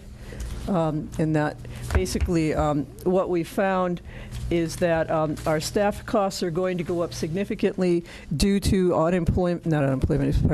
minimum wage costs going from $11 to $15 starting next year in a progressive step. So what we're trying to make sure is that we have enough money to be competitive and pay the staff. And so we have figured out from now to 2025 what those staff costs will be, and we're asking for increases to cover those staff costs. So in 2017 at the Flax Pond program, we filled 2,348 slots of the potential 2,875 slots that were available. We brought in $346,711. Our seasonal staffing costs were $182,000, and we also covered two full-time staff costs out of that program, and that was at $102,085. So as you look down through 2018, those are the actual numbers, a small amount of growth, same fee, and this fee hasn't gone up in 10 years. And then we see in 2019 that at the moment we were at 2,700 slots. We anticipate $347,000 revenue, 186 with staffing, and 109 for the full-time staff, and we still have an anticipated 1 week or a partial week in June before the fiscal year ends to balance this. And in 2020, these are our anticipated costs, and you see the significant jump there to 275 in just a 2-year period for those seasonal staff numbers. So currently, we're looking at $125 for a child in grades 1 through 6 who lives in the town of Yarmouth to attend Flax Pond. If they are not a resident of Yarmouth, that fee is $155. If they're in the older 7th through 9th grade division where we do field trips and rent buses and purchase tickets and things, it's $140 for a resident and $170 for a non-resident. You'll find that our non-residents are often children either of working people who live in other towns but work here in Yarmouth and contribute to our economy, or they are grandchildren of local residents who are visiting them for the summer. And then we also have an extended care line on the bottom, which you can't read. I apologize. At 19, it's $12 for a day to leave your child for an extra hour every day. And now the second column you'll see is a 20% increase. This is what we'll need to do with our first jump for 2020 to bring those fees up at a 20% increase to meet the salary requirements for seasonal staff only. And then we'll be looking at a 5% increase for 21, 22, and 23, at which point we feel we'll be at the level we need to at the 15 so that we don't have to go further with increases. So instead of coming to you every year for a 5% increase, we put them all together in one to make it more concise. So the same with sailing. You could look at the growth and the lack of. We went from 409 participants in 2017 to 411, pretty stable in 18. We have 398 and another week to go, so we're anticipating that to go up over the 411. We have 707 potential slots available, and our revenues are coming back up to $72,000. We anticipate our staffing costs are going from $38,600, and that's not a complete year, up to $52,000. So we need an increase, and also we need to increase our expenses in order to cover some of the boat maintenance. So in sailing, we're looking to increase our fees from $115 for a resident and $145 for a non-resident. And then our racing program, which is a longer class, from $135 for residents to $165 for non. And the progression of 20% and then 5, 5, and 5. That will bring those rates up from $115 to $160 over a 4-year period. And from $135 for a resident racer to $186 over that same 4-year 3-year period. So those are the two programs. And then we're looking at our rental fees. An event at LaRusso Lodge, again, we haven't changed these fees since we started in 2015. These are the fees that were set then by the board. In order to increase usage and be as user-friendly as possible for these rentals, we've decided on Monday through Thursday rentals to stay at the same rates that we've had since 2015, and just to increase the Friday, Saturday, and Sunday rental incrementally in order to help us cover some of the new expenses that we're finding in terms of materials and staffing. As it becomes more popular, we need to get staff in and turn it over in the evening time and clean the floors and set up one setup and break it down and set up a new setup, and then we have to have staff that oversees the program while it's going on, so they have to be on site. So we're utilizing not one person, but actually 3, because we have a limit of 19 hours a week on any one employee that can work within the program, so that we don't go beyond the 20 and start looking at other options. So with that, we're bringing in extra hours, and some events need 2 people because they're larger, and some actually need 3 based on our vote with you and the Board of Appeals if alcohol is served. So we're growing. So you can see we did an incremental growth for our residents, not excessive, but 130 people at a 3-hour event with alcohol and food at $1,000 to rent that facility is not a bad number. And that, and I think you would see it's competitive, if not less expensive than many other sites. So we also have a non-resident rate, and if you can see the difference, we've increased those non-resident rates more significantly to try to generate those revenues on the non-resident side. Additional fees and amenities, we're trying to keep reasonable, but we do everything from kitchen to projectors and screens to remote power access and water if people want to have a slide, and rental of the gazebo and the small pavilion we throw in case people don't want anyone else on the property for their rental. And this is again in 3-hour blocks, so if you have a 9-hour day, you multiply these by 3. And we give you a grace period of a setup and a breakdown before and after to try to be helpful. And then as we move on to weddings are a 5-hour rental. There's nothing below a 5-hour anticipated time for a wedding. So those fees, as have been drawn out, you can see we've left Monday and Thursday the same, and we're looking at Friday through Sunday at an increase. We've looked at many of the other venues around, and we feel these are reasonable fees. Our program has grown, and there's still people booking now 2 years out to be at Flax. This summer, we're not going to allow weddings during the summer when the camp is in process, because we found that we don't have enough time to turn the building over.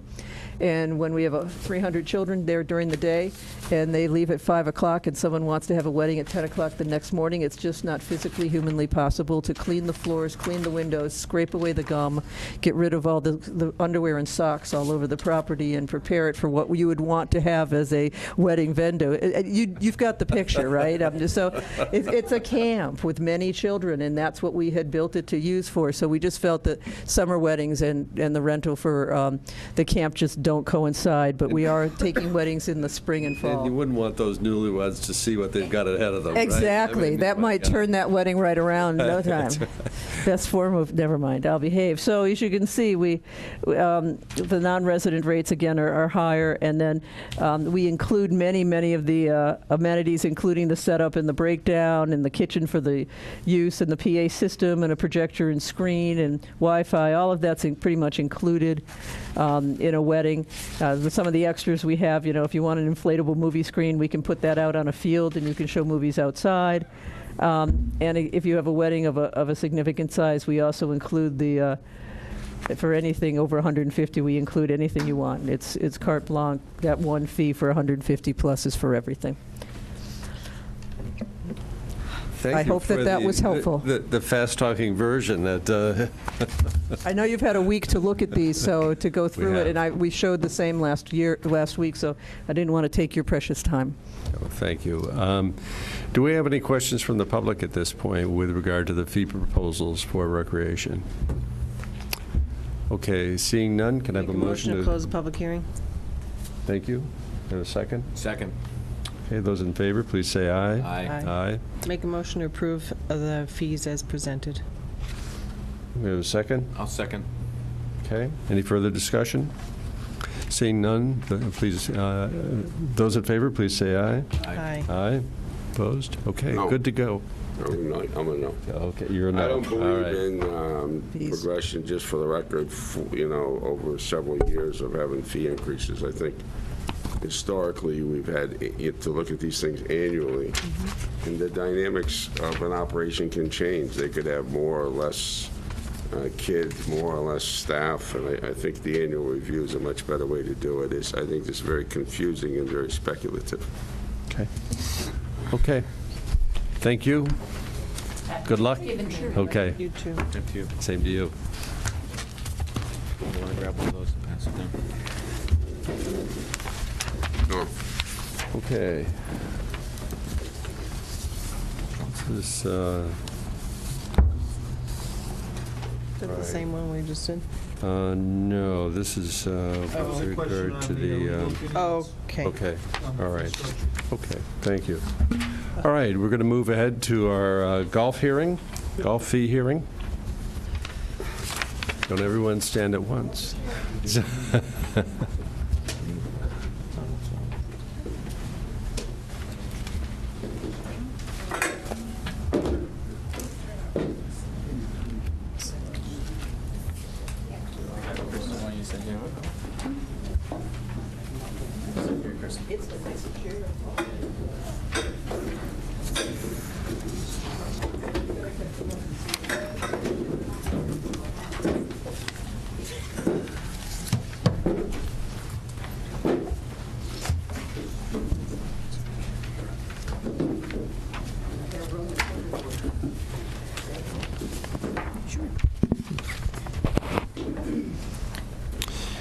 I do have one administrative thing. We received an email from David French dated November 14th, and I think it would only be fair to read that before the presentation, since it was a comment with regard to the fees that were talked about at the last meeting. And Mr. French says, "Hi, I've been getting the resident discount card for years because I'm disabled and never know how many rounds I will play a year. It gave 30% off in the afternoons. At the meeting Tuesday, the golf committee wants to reduce it to 15%. In other words, reduce the discount to 15%.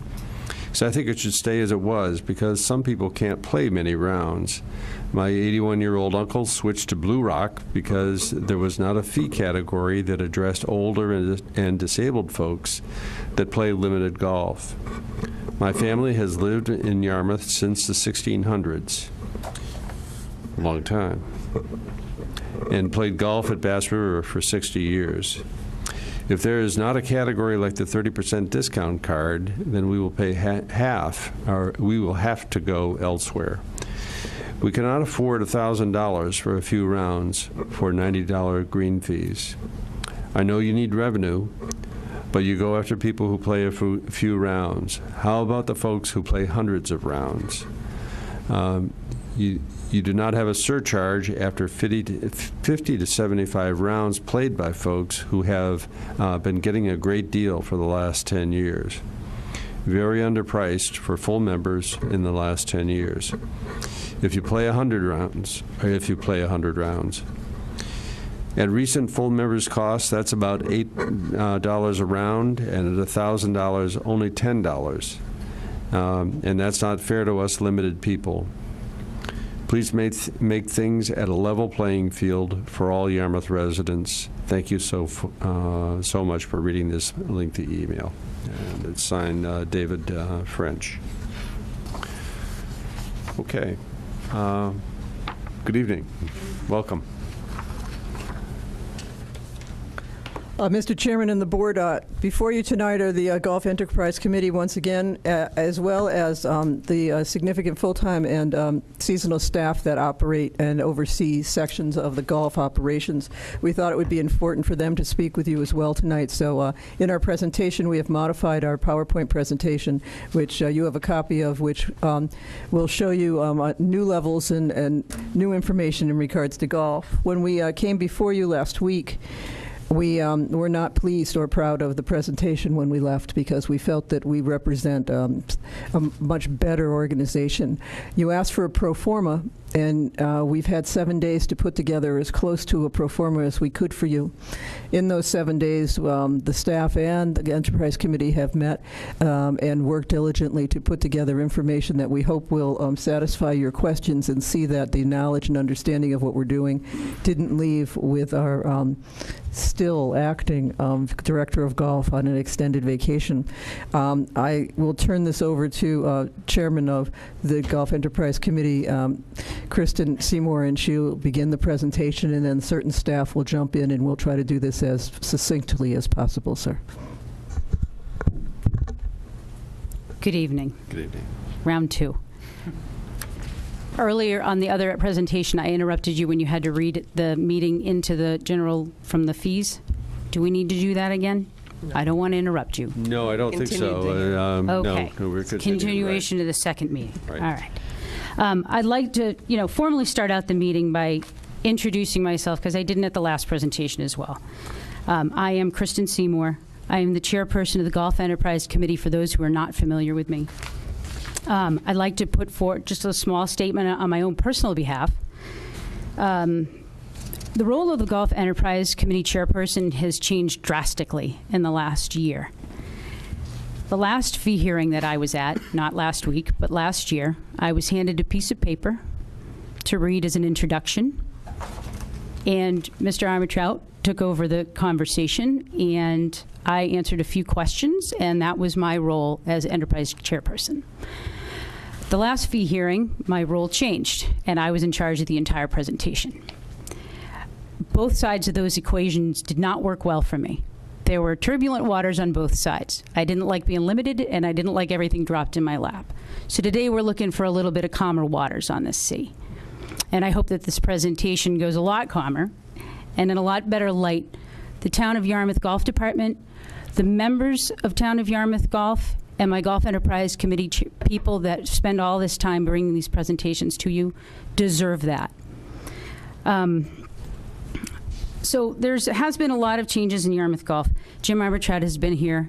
He's been here for 17 years, give or take. He's done a great job. We have a beautiful golf course. He has been and done all the things that he could while he was here. It's a different time now, and I had a conversation with him before he left, and I said that I was sad to see him leave because I thought he did a spectacular job. And he said to me, Kristen, it's time. It's time for me to move on. And I believe he was right. I believe he knew something that the rest of us are learning, and we will know, hopefully we'll be smart enough to recognize in our own time. A great person who does great things eventually needs to step aside in order to allow others to accomplish even greater things. Jim knew that time was here. And now I'd like to bring forward to you the people who are going to accomplish those greater things for Town of Yarmouth Golf. Town of Yarmouth Golf Operations. I have Scott Gilmore here with me, and I have Keith MacArthur. I also have Becky, who is in the back row, and I have Heather. I know that you're there, and I very much appreciate you coming. The amount of work that everybody has put in the last 7 days and the last 24 hours has been mind-boggling to bring you a presentation of all the information that you asked for the last time that we were in here, and to be able to answer any questions that you might have. We've changed things up a little from our last presentation. We have brought forward fees at the last presentation that we are going to not include in this presentation. We're bringing up something a little bit different. The committee and I had a long conversation yesterday with golf operations, with Pat Armstrong. We did a lot of movement in our Golf Enterprise Committee, and we have come up with what we thought is our best option to stay within the parameters that you've put forward to us. The prime parameter being, you do not want to have any more money come from the town to support Town of Yarmouth Golf. We understand that. The presentation that we're about to show to you takes that into consideration, and we hope that you're going to understand the changes that we're making and understand that we're doing it in the best interest of Yarmouth Golf and that we're doing it in the best interest of the town of Yarmouth. So without further ado, let's get to our fee presentation. So this is going to be a little bit different from what you were used to. Last night, with the support of golf operations, the Golf Enterprise Committee all voted to support the removal of both resident and non-resident fees. The new membership structure that we'd like to put in place will have an annual pass with no restrictions. A one-time capital improvement fee will be applied to those annual passes. The annual pass that we are recommending is going to increase by the 5% to the $892 for 2019 from the $850 at 2018. We would also like to include a senior annual pass. This will include seniors that are 80 and over, and with that pass, we'd like to do an under 35. We already have an under 35 class, so we're trying to take into account a more affordable option for the seniors that we have in our group. Senior annual 80 plus and under 35, we'd like to see it 535. That's the proposal that we have. Included with these annual passes is the one-time capital improvement fee that's going to be applied to both categories. What's that? Of 150, yes. It did. It was already at the beginning, yep. The one-time capital improvement fee applies to the above annual passes as a one-time fee to supplement the debt payment for the Bayberry Hills renovations. In an effort to entice younger members into Bayberry Hills and Bass River, Town of Yarmouth Golf, we'd like to keep our under 23 annual pass. We're going to move it from $285 to $299, and we have an under 19 junior pass that we'd like to offer at $100. We also would like to include a Links membership. At the last meeting that we were at, we had discussed the utilization of the Links course. We feel that it's a very valuable course, and we'd like to see it played more often by more people and taken advantage of more. The Links membership, Links course, an annual pass membership offered at $300. The pass is going to be restricted to use after 12 p.m. daily because we do get some overflow in the early hours during primetime golf that move over onto that Links course after they've played their first 9. So we restricted to use after 12 p.m. But it also applies to there would be no resident fee on that particular pass as well. They would also be included in that pass resident cart fees.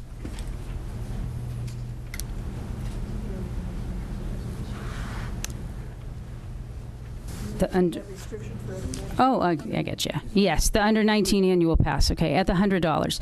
That pass, we'd like to propose, is restricted to use after 2 p.m. daily at Bass River and Bayberry Hills from May 1st through October 31st. The shoulder seasons are good, but that one prime time area, May 1st through October 31st, we'd like to go ahead and keep that restricted to after 2 p.m. I think it's important, too, to just recognize the fact that all of those passes that we've listed so far, that we're putting up for recommendation, are afforded the discounted cart rates. The proposed rates, which we'll get to a little bit later, but just for your reference, are 18 holes for $14 and 9 holes for $8.50. It's our desire to eliminate the 10-play cards. We've had the resident 10-play card, 1 per season, no age restrictions at $200. We have the senior 10-play card, 2 per season, 75 years of age and older at $78. The consultant came forward and told us specifically that we were losing money on those cards. because the annual membership pool is diluted by those cards, it would be in our best interest to remove them. There is affordable golf available in the town of Yarmouth, and I know that that is the main concern of select people. It's the main concern of the residents and the members, and it's the main concern of town of Yarmouth Golf, but it is available. Unfortunately, we can't have everybody dictate to us the times at which they want it to be available. All right. Daily greens fees. So the director of golf has the authority to adjust the green fees daily as the market will bear. We all know that. The dynamic pricing will be instituted this summer to attract more spontaneous play. There's a cap to these fees, and these fees do not include a cart. These are for the regular greens fees that we can charge throughout the years, and this is the maximum that we would be able to charge if at some point in time we found out that that was necessary. Greens fees may be lowered as far as necessary to be competitive and attract daily play during lulls.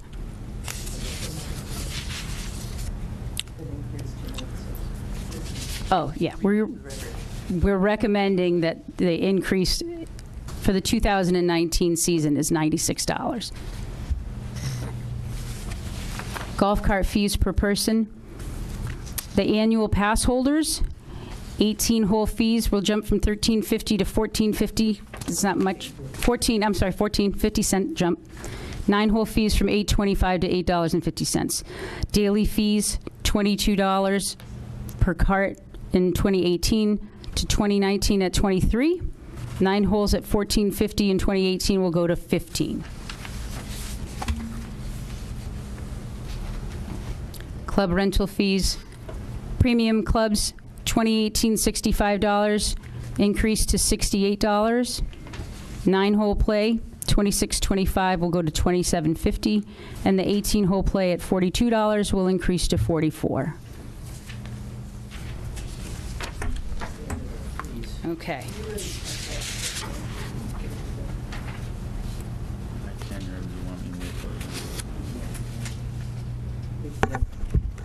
So as part of our discussion with you last week, you were looking for strategies in how we were going to get our money, so let us put some numbers before you quickly.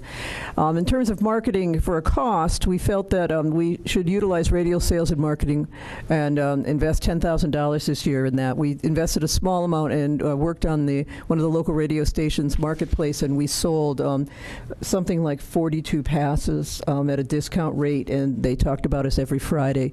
We know that a lot of people sit on the beach and listen to the radio, and a lot of people are in their car listening, and we feel radio is a place we've underutilized, so $10,000 committed there.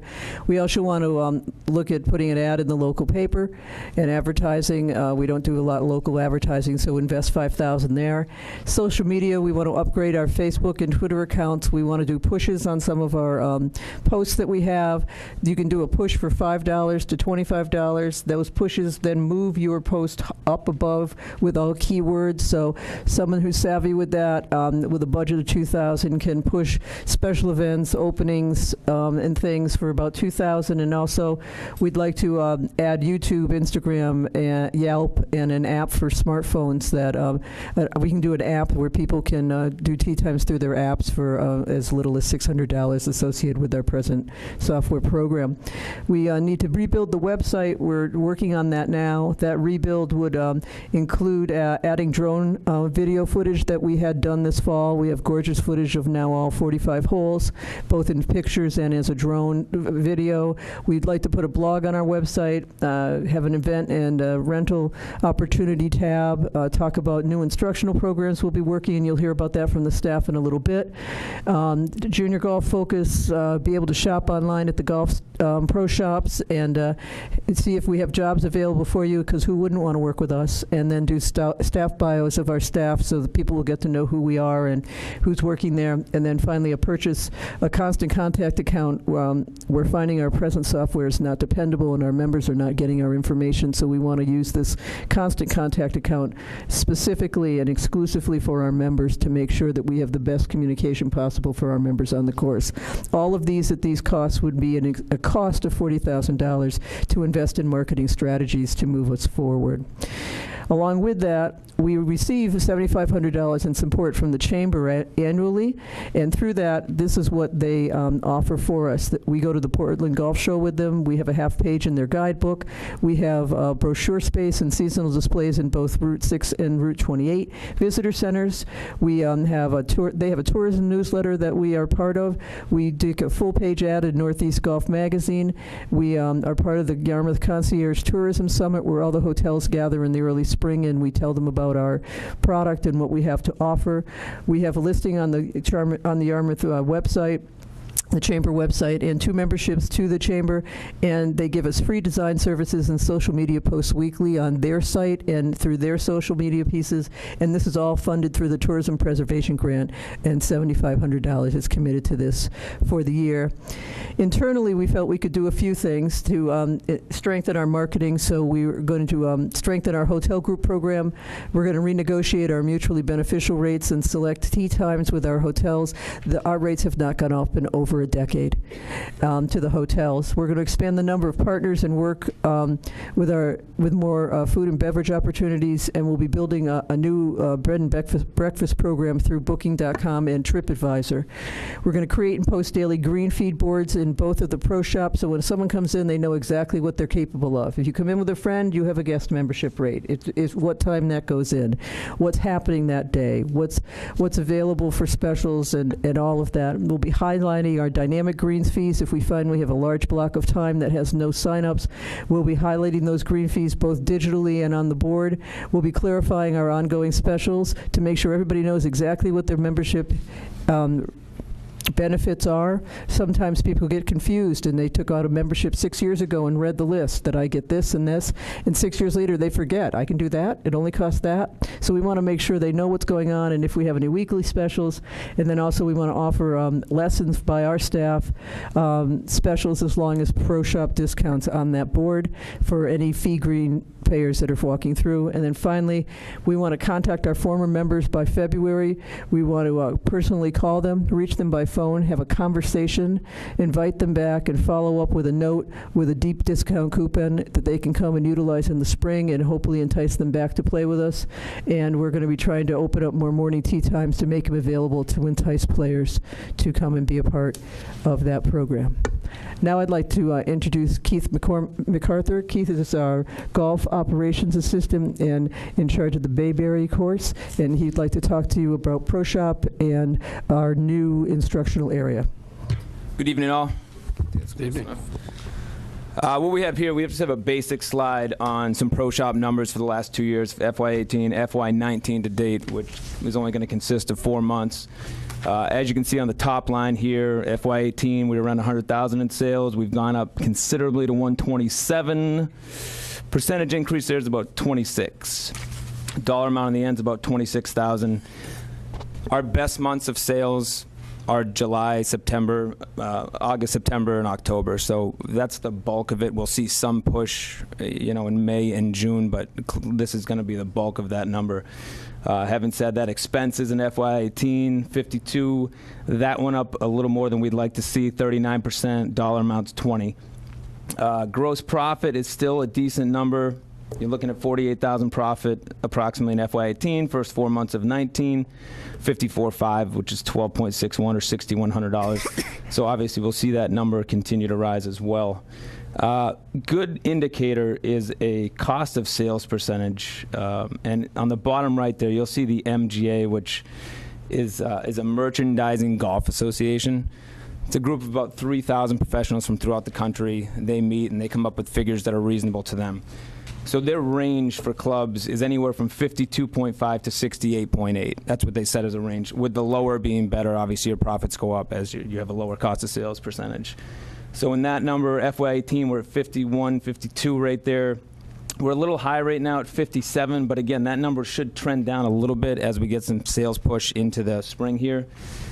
One of the reasons that number pushes up a little is there's oftentimes in August, September, October, the reps will have this year's merchandise that they may be repackaging, or it may be an old shirt that we can get at a discount. So we may buy heavily in these months, when you may look at it and say, whoa, what are you buying it for? Well, we can buy a glove that we perhaps could have got for 14, we're getting it for 8.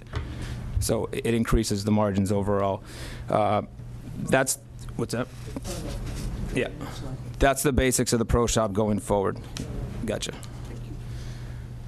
We are also redesigning our practice area, which if you've been into Bayberry Hills, when you arrive into the property, it was at best an eyesore, to be honest. And that's where the teaching tee is and some practice area. There was a bunker and some chipping areas. And the driving range past that. Scott's working right now on redesigning the whole thing. Looks great already. Bunkers have been moved. We're going to put in some cart paths so when the teachers drive up to the tee, it's not driving over stumps and what's existing there now or had been existing there. Benefits of this, ideally we're going to increase clinics. Women, men, junior, get golf ready, any of that sort of stuff, new players to the game. So we really want to make a push towards that to get new players into the course. Benefits of it, you're going to increase your lesson base, which ideally your pros at the course are selling through to the course. So if they're taking lessons, maybe you need a new driver, maybe you need a new wedge, and that's the goal of the teachers, to push them up and to play as well. Take them on the course, get them out there. So it's certainly going to improve the look coming in, and it should improve some pro shop interaction as far as club sales, you know, any kind of merchandise sales and playability, playing sales going on the course. That's the basics of that. Pretty simple. Oh, I'm going off a different one. So we're going to utilize in-house staff for lessons, which leads to strong relationships with players and club loyalty. Again, that goes back to what I just spoke on, basically. Strike more balanced contract with independent teaching professionals. So our goal is to gain more teachers. At this point, we have two, right? Yeah, we don't have many. So we certainly need to increase that. And the goal of building this is to pull in more teachers for sure. And that should increase traffic on all levels.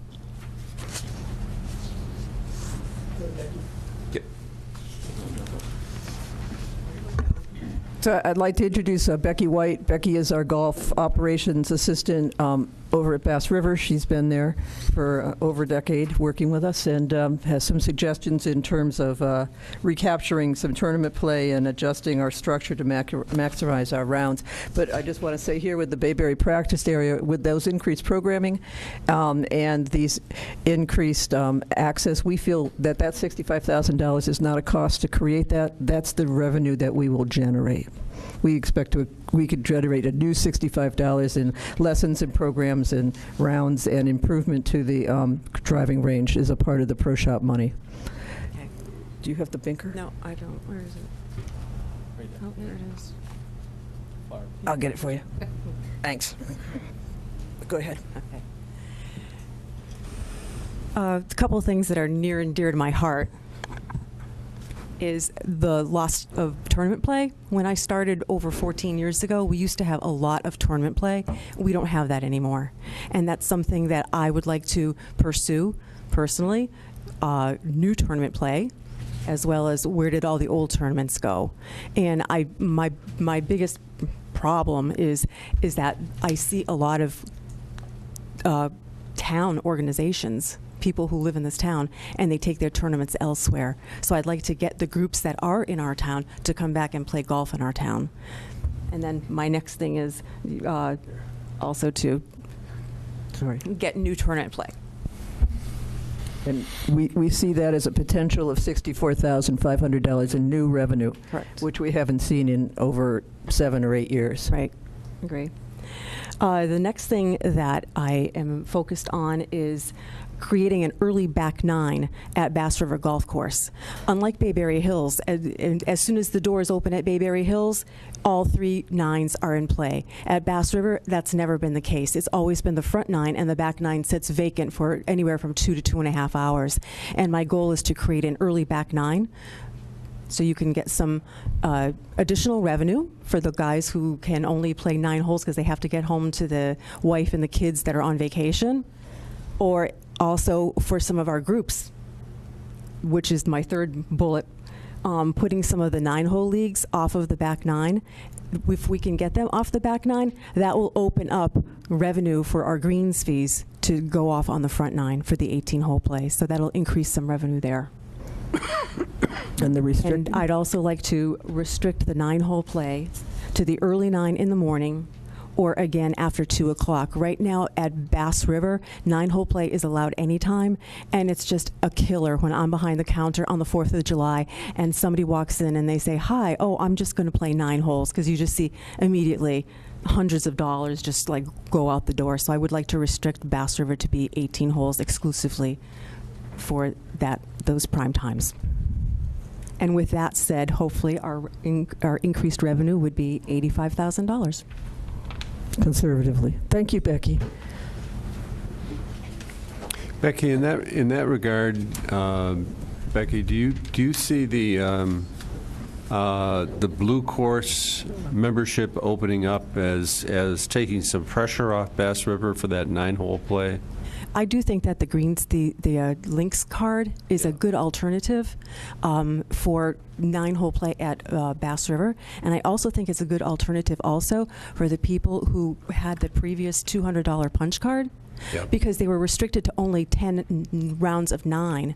But now this is unlimited play for an additional $100 more. It's a much better value. Okay. All right, great. Thanks. And next is Heather Gatchell. Heather oversees our food and beverage for both Bass River and Bayberry Hills. Good evening. All right, so we have my projected sales goals for the 2019 restaurants, both courses, the Bayberry Hills Grill and the Bass River Golf Course Grill. I'm hoping to increase the bottom line by $3,500 at Bass River and 15,000. I'm sorry, and 15,000 at Bayberry Hills. The reason for the difference would be that they're not comparable, obviously, with the patio and the view at Bass River and the new kitchen that got put in at Bass River as well. Bayberry Hills is more of a elevated snack bar, whereas Bass River is really trying to be a restaurant. My action plan to achieve these goals for the next season, maintaining a beverage cart at both locations would be a huge improvement. I know we've had one at Bayberry Hills, and that has gone quite well. Adding one to Bass River for the weekends and tournament play would be a huge bonus for us. We hear it asked for all the time, and for a nominal cost, it would be a great addition. Obviously, controlling food costs, that's been the goal since I came on board day one. Have made huge improvements with my vendors, lowering costs, getting higher quality product. Being able to order online has been a huge value for us to decrease the cost, because I get to actually see what the prices are on a week-to-week basis. And I've trained my supervisors at Bayberry to do the same. Hopefully expanding and increasing the function business to 25% next year. Definitely through the peak season. We are obviously golf focused at all times, but in the evenings after 5 p.m. we do open up, and we have, nothing crazy, nothing out of other than we do anniversaries, we do birthday parties, we do quite a few events for the teachers in the town, having retirement parties at Bass River, which is a big bonus. We'd like to see that carry over to Bayberry. However, there are some improvements that might need to take place in order for us to do that. The patio is very underutilized, and probably mostly because there isn't any coverage. If we had some sort of awning out there that made it more attractive for people to come, and we could host larger tournaments there instead of having them have to come over to Bass River, that would be a great improvement for us. What do I got? Include minimum food and beverage costs with all tournaments, so that they know that there's an option that they can eat with us. It's often overlooked, and we'd like to put that out there, have a created menu, options for them to choose, and very much push that next year with hopefully all the new play that we'll have coming in. As always, we're managing our inventories, we're managing our costs, we're looking at the waste on a weekly basis.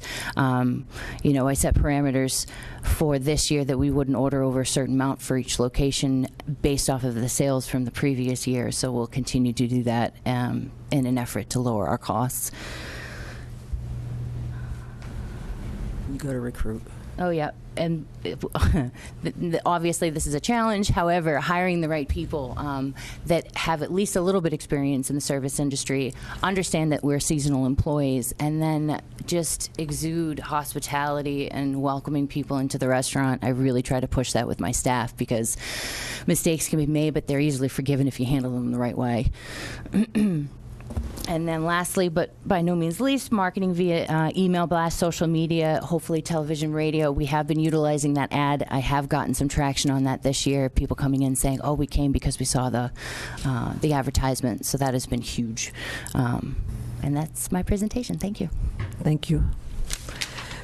Handed out just before the meeting to you, just before we started, was a pro forma finance report. I'm sorry we didn't get it out on a slide because we were still working at it once the slide presentation was going, but the selectmen have a 3-page paper that that Keith and Anita and Scott worked on in terms of a pro forma as we move forward, and Scott would like to talk you through that, basically not every line, and then if you have any questions on that.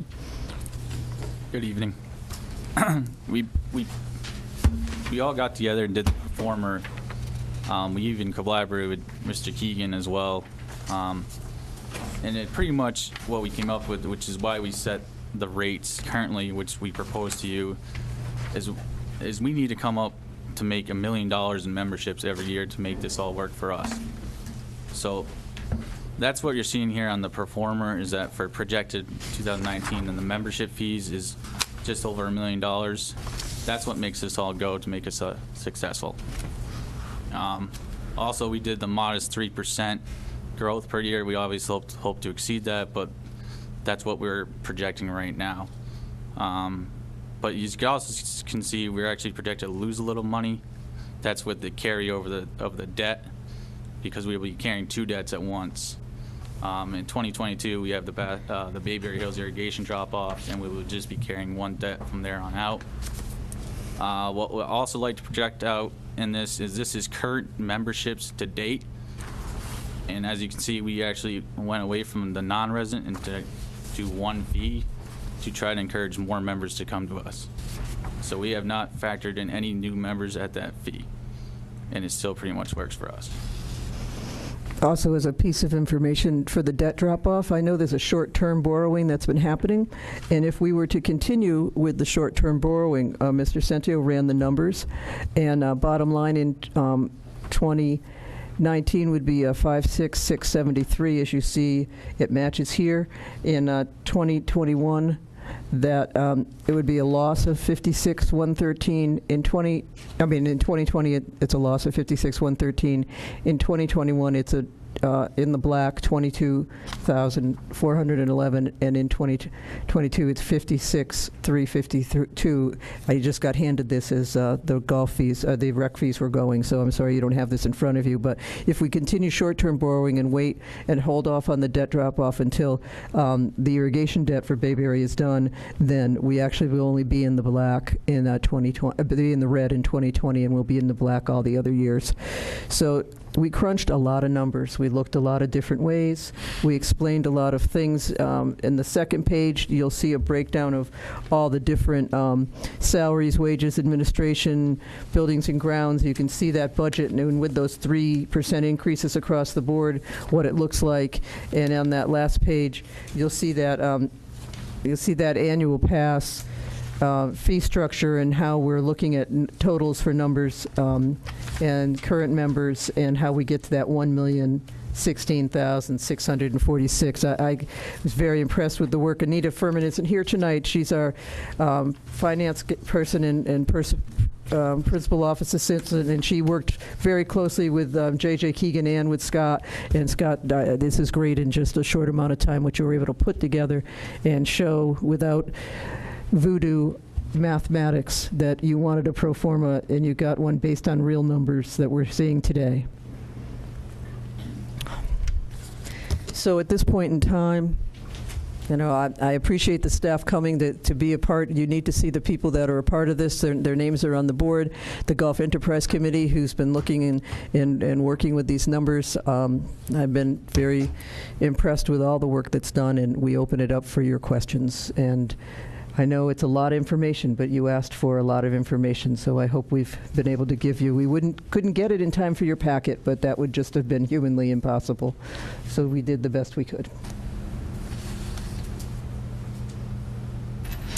Okay, thank you. You have presented a lot of information. And I'll open it up to board questions and comments at this point.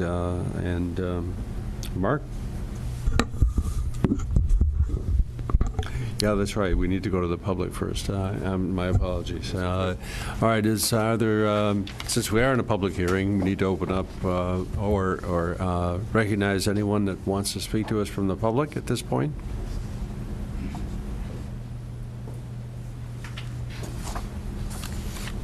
Evening, Mr. Chairman. David Reed, and I am a golfer. Do I understand that you can have no non-resident membership anymore? Just a single membership fee? Yes. And the idea is to increase...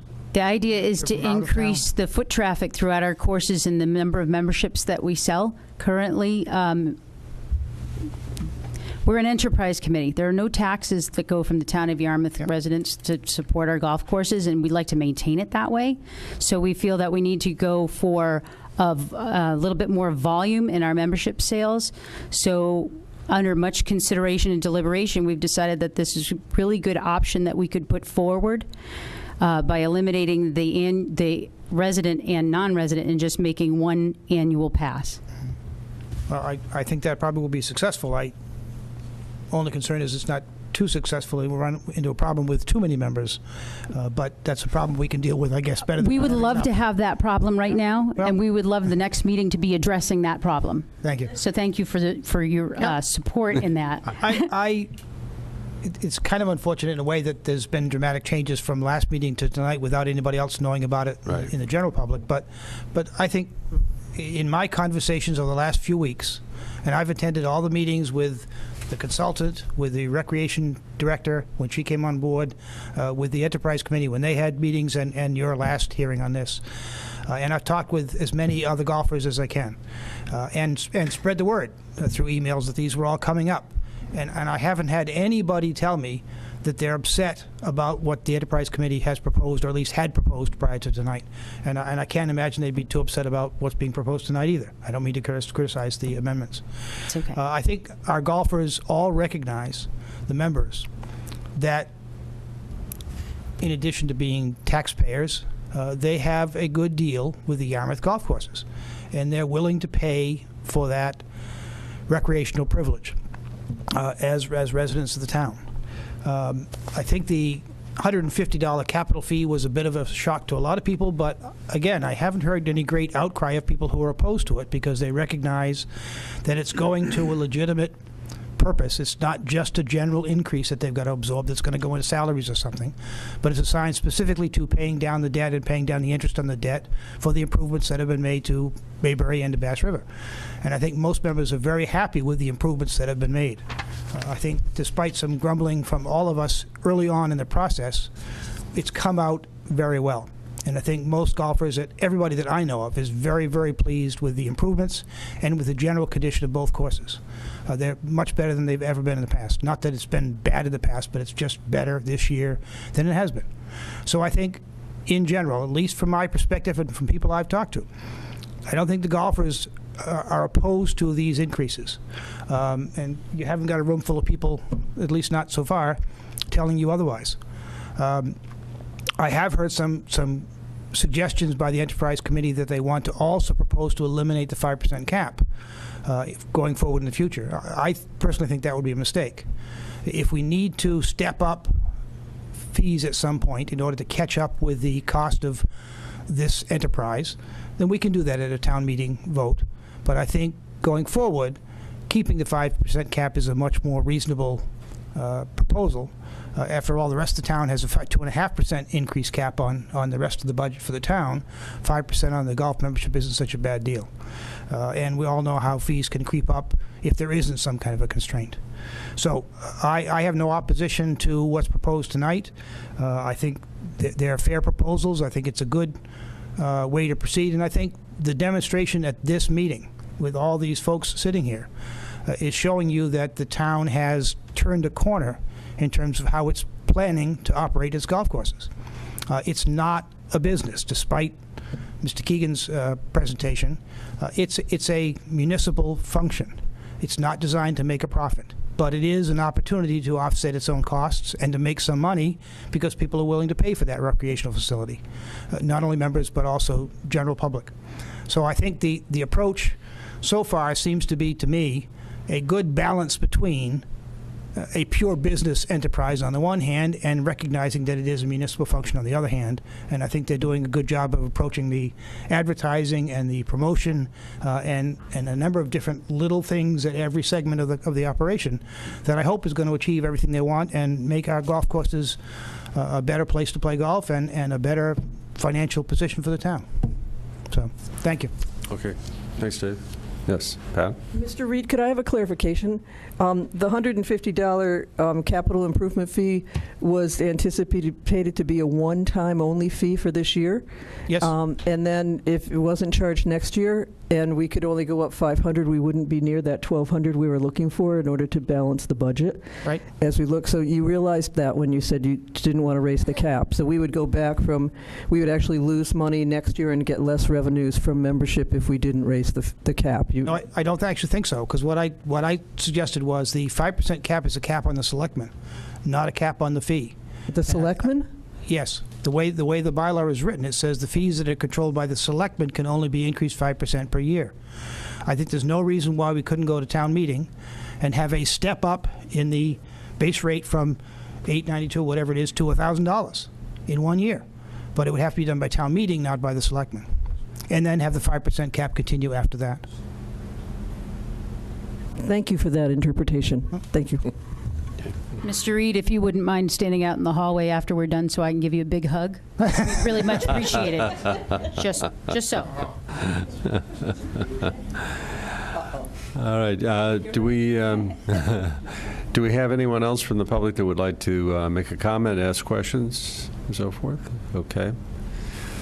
Seeing none, we'll move. First of all, I guess we have to close the public portion of this hearing, if the board is so inclined. Second. Okay. Hold on. Before we do that, though, as far as timing-wise, I think David's point is a good point, and I was thinking about it as the presentation went in terms of the changes that you made since what we actually advertised. And I wonder, I know it's always a time constraint, but perhaps we could find a way to leave it open for one more meeting, not to have potentially another whole hearing, but if there were any public input, it could be part of the record. I'm not sure how the rest of the board members feel about that, but that's one thing before we close it, in case we choose to do that for additional public comment. Okay. If I may, Mr. Chairman, I think Tracy's making an excellent point.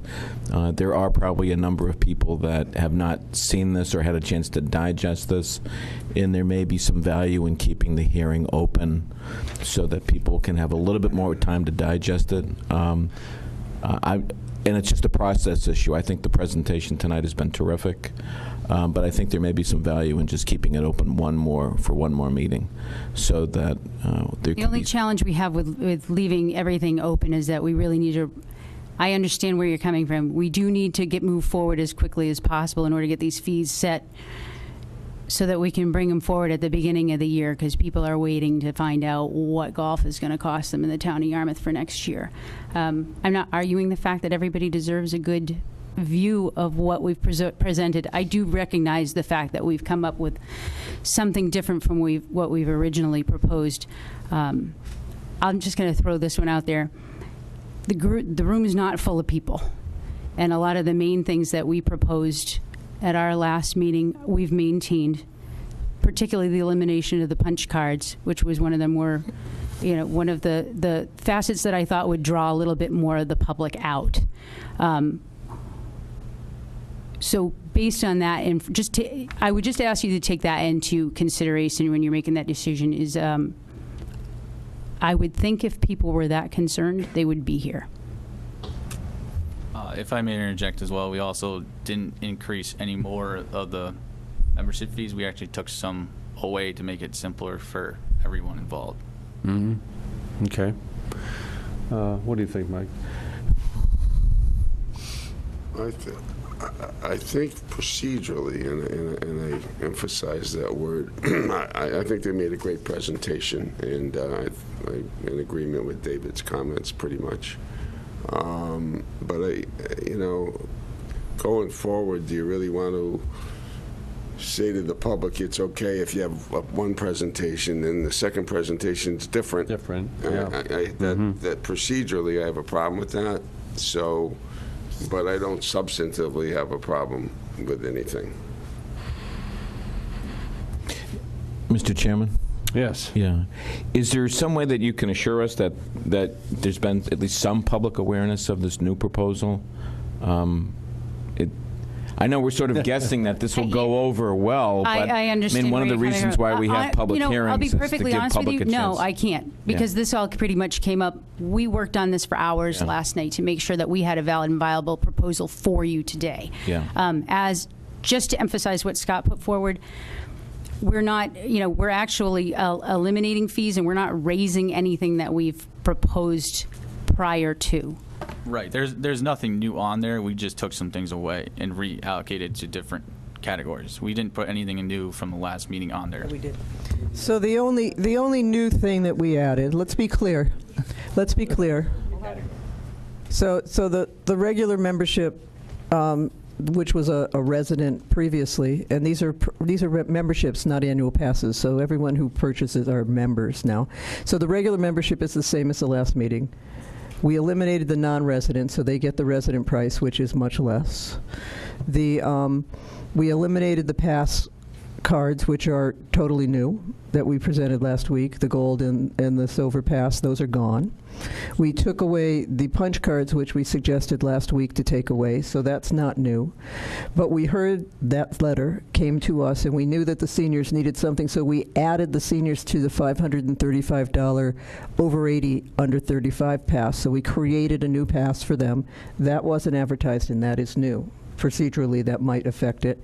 And we presented the option for the Links Pass last week, and it was in the advertisement as well. So the only change is when we eliminated the punch cards, which was suggested in the ad that they would be gone, that we now are hearing the concern, so we've created a lower than regular membership option for seniors, which didn't exist before.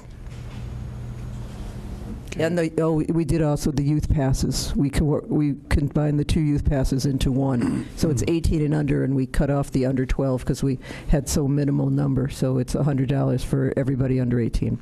Those are the changes that occurred. So I want to be clear for the record. So in terms of the fees that are here, the under 23 was on the last proposal. The under 19 was? Yes. So the Links Pass is new The or Links not? Pass was on the last proposal Last one. as well. All right. Yes, sir. So it's in the under 35 pass at $535. Was that on the last proposal? It was on the last proposal. So the only one that's really different in terms of not having been aired before is the $535 senior pass. The more affordable option for our seniors over Right. 80, yes. Okay. And I think that it's important to note to not that our residents are now paying the same as non-residents, and that could affect some Correct. opinions. Yeah. Yeah. But it's not the residents that are being prejudiced, it's the non-residents that are being benefited. It is. And exactly my point. If we were drawing them in and having them support our project so that our residents can keep it at a good rate. I mean, I'm not, I don't necessarily subscribe to the theory that non-residents are persona non grata. I mean, they pay the same taxes we do. They use less services. They don't have kids in school. We probably should be trying to get more of them, right? Not less of them. Yeah. And again, we're trying to keep away from, you've told us flat out that we're not asking the town for any more money. So the tax issue really kind of takes everything off the table. Taxpayers are not going to be paying for this. So the difference between annual resident and non-resident You could take a look at that, you know, in next year or the year after and see if offering them the same rate is bringing in more people. If it's not, you might want to, at that point, revisit a non-resident fee. You're not locked into any particular No, sir. course of action. If we eliminate it, then it will be a new fee, right? I'm not opposed to any of it. I just think people should have the opportunity to Yes. comment. Go ahead. Is it eliminated or just not activated for this year? Semantics. Because it still exists. We're just not activating it. You just I said think the you're eliminating bylaw it. talks about raising fees, not reducing them. I mean, that's kind of a novel concept in municipal law, is reducing fees. It's I was just going by the attorney's, our town council's thing about new fees. as Well, opposed to when old is our fees. next Right. meeting? Would be, I think it's December 4th. December 4th, so it's, okay. Mr. Chairman, I think I've heard enough discussion on this that while I... Well, let me just make a suggestion, okay, before you jump in. And, you know, if the only pass that we were willing to keep open to discussion was the 535 senior pass, and approved the increases or the changes in this structure at this stage, then, I mean, how much of an impediment would it be just to hold that particular one open for an additional week? I think that's, to be perfectly honest with you, I think that that's a great option. I think it's I really do. a bad option, because if something happens and people are upset about it, then you have to re-advertise. If you're going to move things around, then you have to start all over again. Yes. So Yes. And I understand the logic behind that, and I think Mr. Holcomb's solution actually, it takes the one that perhaps could be in question and that people could have concerns about and leaves that open to comment. The rest of it, people come and have concerns, your options of how to deal with it, all I'm saying is limited to just that one thing that's left open. yes. Yes. I don't know. May I also? Sure. One more piece. We know that there are seniors that are on fixed incomes and that don't have a great amount of liquid income to spend, but that golf for them is a huge socialization opportunity. It's not only a benefit for them physically, but mentally and emotionally. So unlike in previous years, now that golf is working closely with the Senior Services Center and Recreation, we will be looking at providing some scholarship assistance for people who have a certain income level, and we feel that they need some help. And if these rates can't they can't make these rates, and they've been a member for years, and they say, you know, this is my income, this is my tax return, I can't do this kick from $78 for my 9 punches to this $535. I think we'll have a way of helping them do that. Is December 4th, would that impact you? A lot of our passes are sold for Christmas presents and happen, you know, after discussions at Thanksgiving, so we just want to get as many. Open on Black Friday to sell? We are open on Black Friday, are we not? We are, and we're hoping to move it onto online so your kids in California can put it on the charge card. So, Mr. Chairman? we want to do that. That's all for me. Thank you. Mr. Chairman, I've heard enough. I think the case has been made. I'm convinced. I'm very comfortable closing the public hearing and then taking this to a vote. Okay. We have a motion to close the hearing. It's been seconded. I'll second it. Okay. Those in favor, please say aye. Aye. Okay. What did I hear? Aye. Aye? Okay. All right. I'll open it up to board questions and comments at this point. Okay, I get to go. Thank you. Kristen, thank you for those opening comments. I very much appreciate your observations and sort of hitting the reset button. This has probably been one of the best golf committee meetings I've ever been involved in, and I really appreciate what you had to say, but I also appreciate seeing all the new faces here and the new energy level and the level of creativity and engagement. This was all very, very energizing, very exciting. I could pick up the energy literally from that side of the room. So I want to commend you all for being here, all the work that you've done. It's quite remarkable.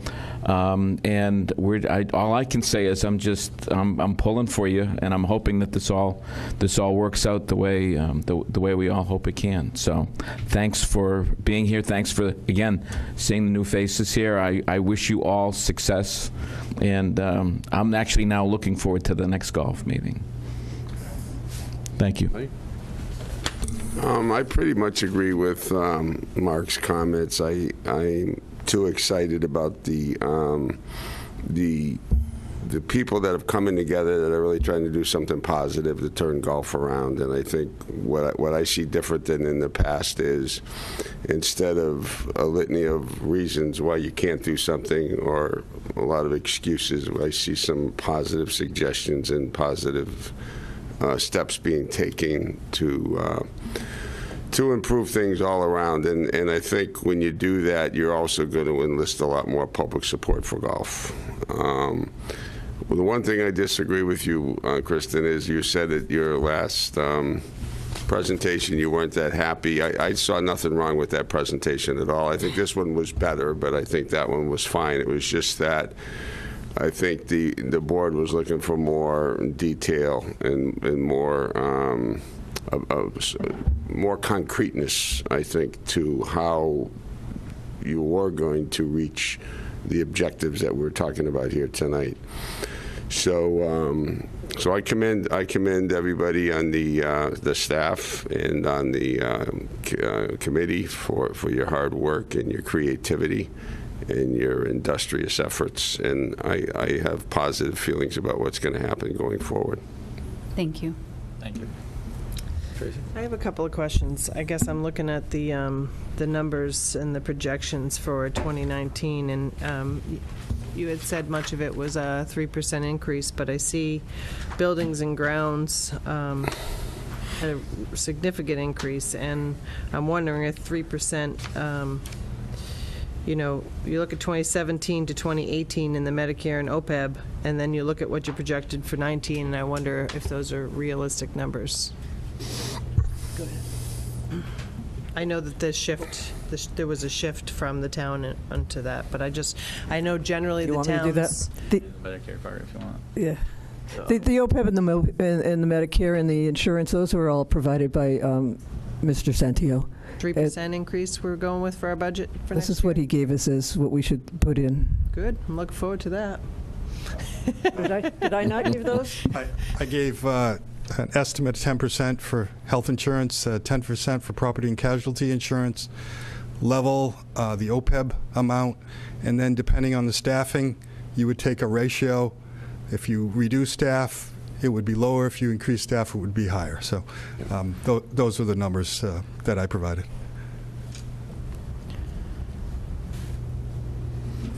For the other part of that, the buildings and grounds, the 2019 fiscal year, that was the budgeted number as well as 2020. So we went off of the actual budget numbers for that, and those are higher just so we can continue to improve the golf courses.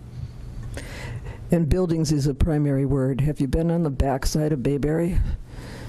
If the shingles don't fall off this winter, then we'll have to take them off this spring. So there's some significant building work, exterior envelope work that needs to happen that hasn't happened, and it's been deferred maintenance. So that was built in for some deferred maintenance that could be handled in-house. Okay. I guess I'm just concerned about the and the equipment maintenance. That one's gone up as well. Our equipment maintenance is going to continue to go up because we have aging equipment. Most of our equipment is 10 years old, and I thought we leased the majority of it. we are out of lease on most of our equipment. The only leases we currently have are just a couple fairway mowers over at Bass River. The carts are leased, right? Right. The Right. carts are leased. Right, That's yeah. a whole separate category. But not the mowers and Not the mowers. right. Most of our mowers are actually out of lease, and we own them. And now they're to the point where they're major investments to keep them running. Yeah. $145,000 a year just on equipment maintenance. We must have a lot. I know we do have a lot of equipment over there. That's a lot of money. Yeah, we need to try to look into trying to get that into more lease options so that we Yeah, can it might be save more money. beneficial than what we're spending at this Correct. point in time. I mean, I know we did a capital plan and a whole process of analyzing our vehicles, and perhaps when you're looking at pieces of equipment and what you're investing in them. I know when I had talked to Mr. Keegan, he was talking about getting more information like that, being able to set up our system so we can get more data. I don't know if that's happened yet, especially probably with the equipment specifically, but I think it's something to look towards doing, so that way you can make a decision of how much money you've put into a particular piece of equipment and whether or not it's time to buy something different. Mr. Keegan spent 11 hours creating a pro forma for us. That was 16 pages. And we needed to put so much time into it in order to present it to you. We felt the explanation would be greater than our time here.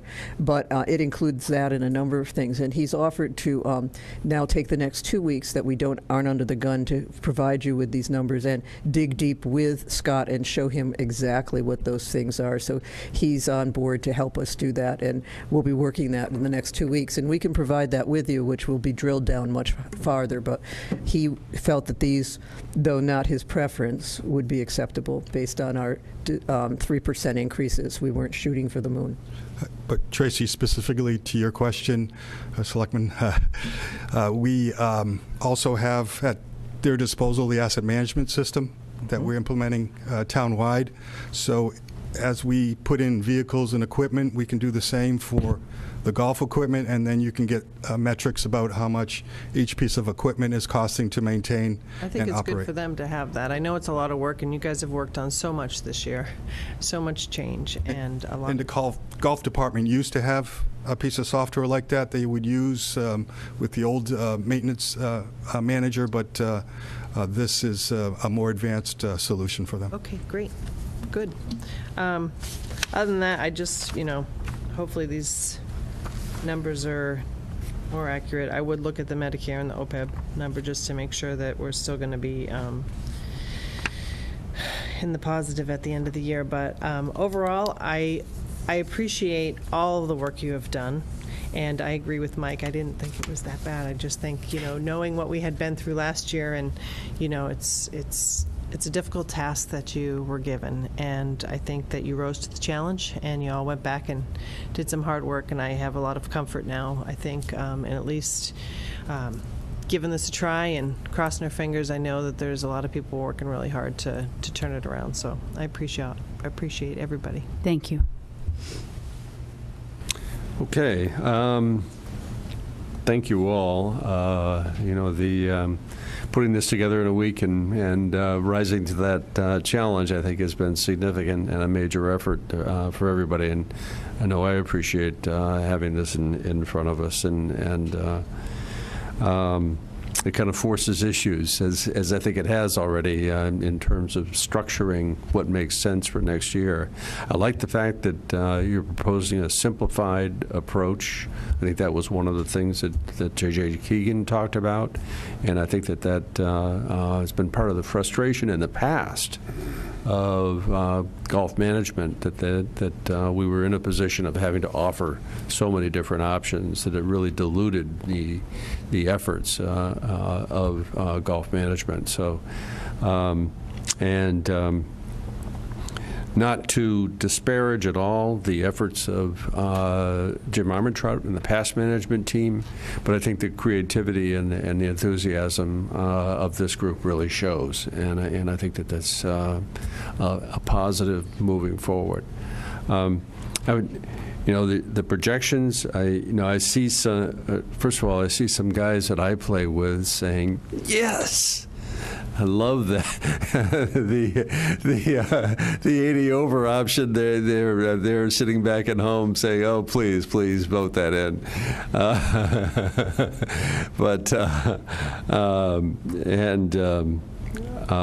And I think there's probably some wash in these numbers, because the annual pass includes some of those guys back home that I know that are 80 and over that are now going to be opting for the 535, and they'll be delighted And I can picture a bunch of people that I used to play more regularly with in the 60s group, Ralph.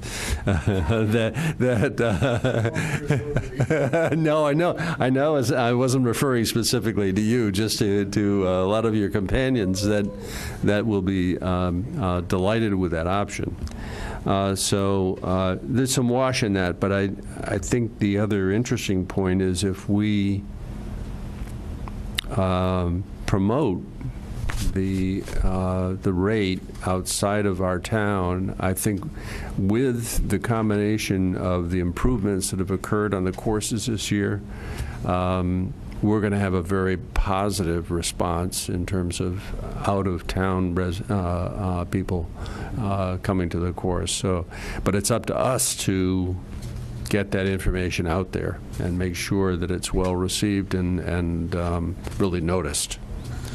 I had a specific, two other specific questions on the Links Pass course. I'm a little concerned about the restriction, the after 12 restriction, and I'm wondering if we might be maybe we don't include that in our policy, but say it's subject to management decision. I guess one of the things that I'm concerned about is that what if the blue course is empty? We don't have any need for it. Do we want to continue on a day-to-day basis saying, no, it's 12 o'clock? I'm going to go ahead and let Keith speak to you along those lines for the simple fact that he's out there every day and he sees it. I understand. Sure. The reason that we went with 12, it wasn't an arbitrary number, but we generally run play off the back nine that goes into the links. So we always have the links courses blocked from 8:45-ish until 11 o'clock. And that's to accommodate play coming off the backside. Now, to your point, is the backside always full? No, it's not. So is it worth entertaining? It'd be left up to all of us, I suppose, but I don't see an issue relative to the cost of the pass with the restriction. No, I don't see that as an issue. I see the restriction of tee time as a concern for the people that we're, if we think about who we're trying to attract, is that tee time restriction an issue? Well, then maybe we look at it if that's, it can be. Maybe we look at it on a Monday through Thursday basis without restriction, Friday, Saturday, Sunday after 12. Well, that might be. That might be something to entertain. Yeah. The thing I would like to bring up is... Give him the mic. It's always easier to remove a restriction and allow people to play earlier than to start allowing them to play earlier and then try to add a restriction later. Then they would become incensed. What I would like to see is put it forward as it is now, 12 o'clock on, and if the people that are running the course, if Keith sees that, wow, we can let him on an hour earlier, we can let him on 2 hours earlier, but he has a problem with coming from the backside and it runs out into about 11 a.m. in the morning. So 12 o'clock is a reasonable time to start that. If we started at 12, we want to go earlier, people would be happy. If I could ask just one real quick question of Keith to that end, maybe during prime time during the season, May through October, do you see that happening a lot during the week that you actually have to utilize the 9 and the links course? No, like I said, Monday through Thursday would be viable for sure on that. Okay. I don't think there's any question of it. There is some push on weekends for that 11 o'clock spot because that's when it opens very up, honestly, I think the people that we're trying to attract to the blue course for that essentially 9-hole membership are people who are available during the Monday through Friday time period. So they would look at that as attractive if they had an earlier tee time. I'd hate to see us offer that and then have people say, oh, hell, I can't, you have to be afternoon, and dilute that to the point that they were unwilling even to pay for it. I would think putting it out on a Monday through Thursday basis, no restriction. Friday would be a question mark. Saturday, Sunday after 12. So Friday would be at determination of management, I would say. Monday through Thursday, I don't see it as being an issue. Mm-hmm. Again, weekends, Saturday, Sunday, more of an issue. Okay, I don't know what the board feels on it.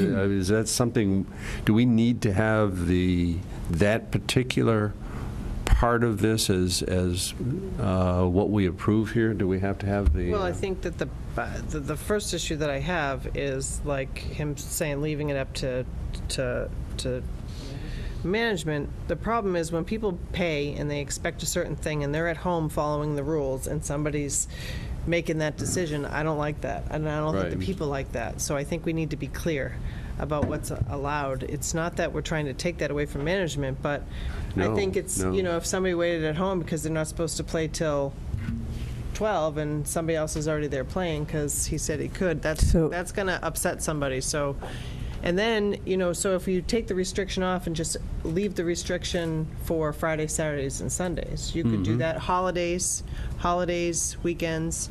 Then they're getting they're getting a 9-hole course for $300 basically to play. Right. 300 days a year. Is that? I think our best option would be Monday through Thursday. Monday through Thursday. But we do offer white to blue, so we have to. That was the point of the restriction because we do offer the white to blue course. Okay. But Monday through Thursday, we can definitely and holidays as available. Right. Yeah. Relative to the sheet. And we can also utilize our social media and our dynamic pricing in the same way with dynamic times and tea times. So if we see that we're not going to need it, we can go the day before and just send it through Constant Contact to the $300 Links course members and say, for the next 3 days, the Link course is open for you starting at 8 or 7 or 6 or whatever, if we know that's available. And we can do that and send it right to them. Right, if you wanted to further, expand that, Yeah, that's what we're trying to do. We're trying to be that nimble so that we can react. We need 24 hours to 48, but we're trying to be that nimble, and that's what we're hoping to get to. Yeah, I think it's a starting point. That's a good starting point. Monday through Thursday, no restriction. Friday, Saturday, Sunday, after 12, and see how it runs. If we get inundated, then next year we change restrictions. Yeah. Right, and you're going to find that the Golf Enterprise Committee will agree with that, absolutely. If Golf Operations is telling us that that's a viable option, why wouldn't we? Now you're just offering a pass of even more value, and you're utilizing the course that we really want to see more play attracted to. So we would definitely be on board with that. Okay. The other question is probably directed more toward Pat in terms of the support from other revenues. I've was it about 25,000, I think, of our rounds come from day play, and generates a very substantial amount of revenues on the course. And I've tried to run out in my mind, all right, that 25,000 people probably staying on the Cape a couple of days with a significant other, and or maybe with a group of other golfers. How much revenue are they generating, and what is the benefit to our business community from that? And I haven't run all those numbers out, but I know it's substantial. Heads and beds and meals and all of that, and going and playing mini golf with the kids after you play 18 holes. All of that is there, and the chamber has looked at that, and we're looking at a whole additional thing with the chamber. I just didn't want to do 27 slides tonight, but one of the positive things I've always felt is when our offices were moved to the chamber, with the relationship that I have with Mary and her staff, and they're super excited about the changes for golf, and they want to help us build. They're going to work with us with the B&B group, which we've never had a relationship with. We're going to go to the restaurants and see what other new relationships we can have, and she wants us, and we're attending the business after hours now. I am, and Scott will start joining me. We're going to have Scott be our person in charge, our acting director. We've looked at that. We want him to be physically present in the community until the RFP, if you decide to send it out, goes out, and you decide if you want a final management, because that's still open for discussion. Mm-hmm. So we'll do the work we can. We need to do that work and reconnect new faces to the business community. to see those numbers as well, and we'll be working on that. And hopefully they'll still be open. That new hotel that was the Point is still the Point, but I know they've put $3 million in, and they want to talk to us yesterday. Okay. And so we've got people coming looking to speak with us and do some business building. Okay, I'm not a big advocate of saying, hey, you got to contribute $100,000, but it sure would be nice to have some contribution that would eliminate those parentheses around numbers. So if it can be done in a positive fashion, with partnerships being built that will improve the revenue stream, I'm all for that. But and I know you're working hard on eliminating those parentheses, so that's something we're committed to.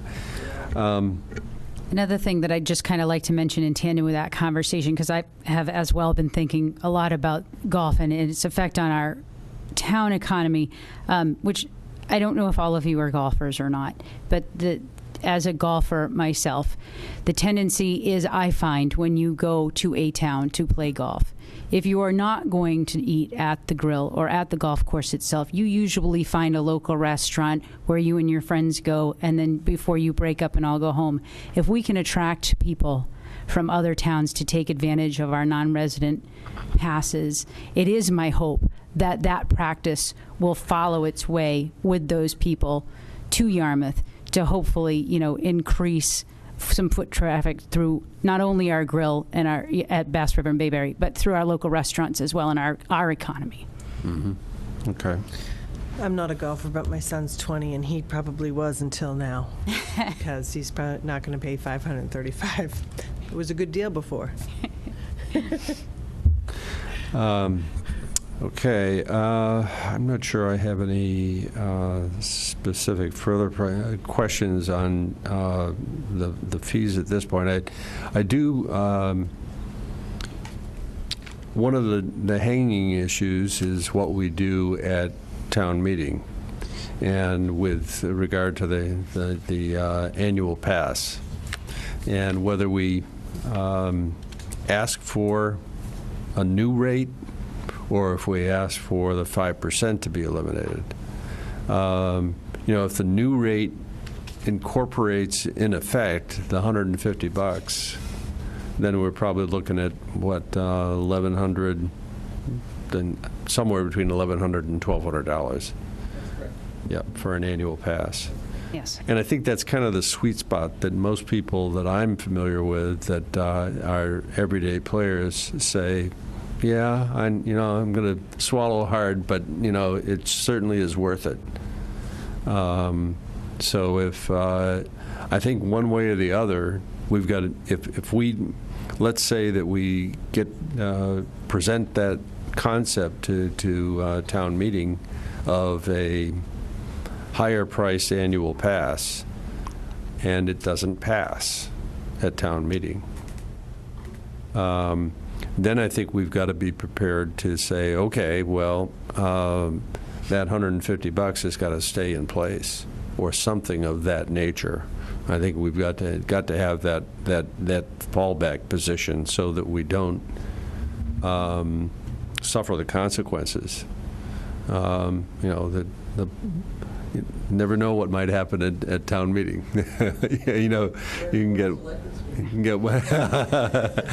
get one individual that'll stand up there for 10 minutes and sway the entire audience. So. I can speak to that just a little bit. At our last membership meeting, I expected a lot more pushback. Mr. Holcomb, you were there. Yeah. So Yeah. I really did expect more pushback about the fact that we were going to take $150 to put toward capital improvements and the capital expenditures, but there wasn't any. There was not an echo of anyone who had deep concerns about that number. And as you have, Mr. Holcomb, as we've been out on the course through the last year or two, my husband and myself, we have several relationships that we've developed with really great couples out there on the course, and so we're talking about groups of people who are putting forward 2 memberships in a family, husband and wives, my husband and myself. Now we're looking at $2,300 somewhere around as our annual pass. And we're okay with that because we feel what we're getting is quality. And we feel like the people who are giving it to us care about what they're doing, and they want to make sure just for themselves that this is the best product they can put forward. So to that point, there wasn't a lot of noise out there. I think you're right. I think $1,100, $1,200 is where everybody expects to be for what they're receiving in return. Yeah. Okay. Thank you.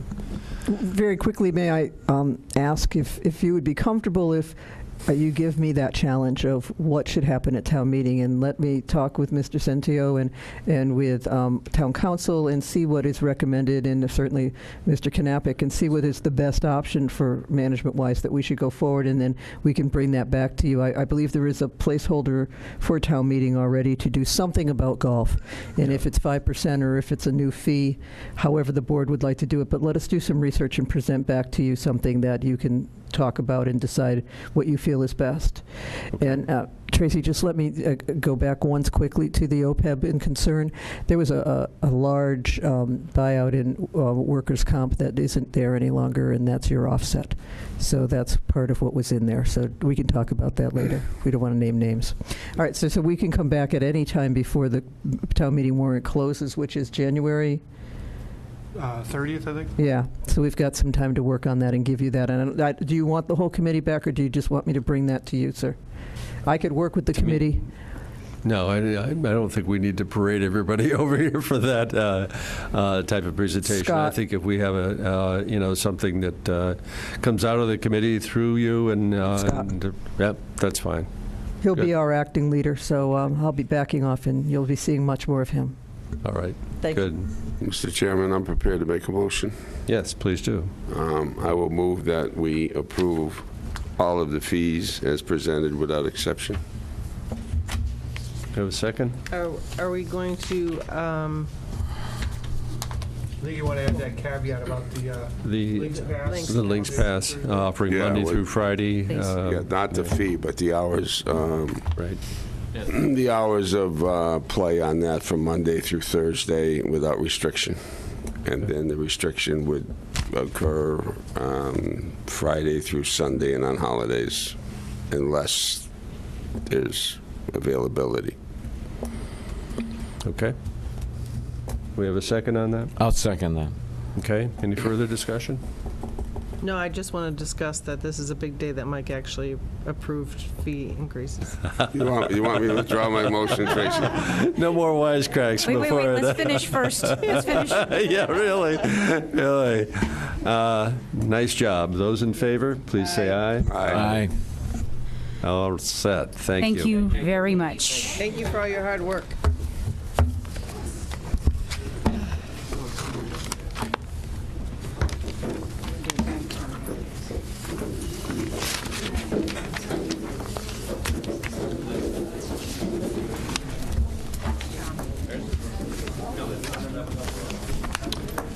All right. We're going to move forward with our, we'll give everybody a minute or two here.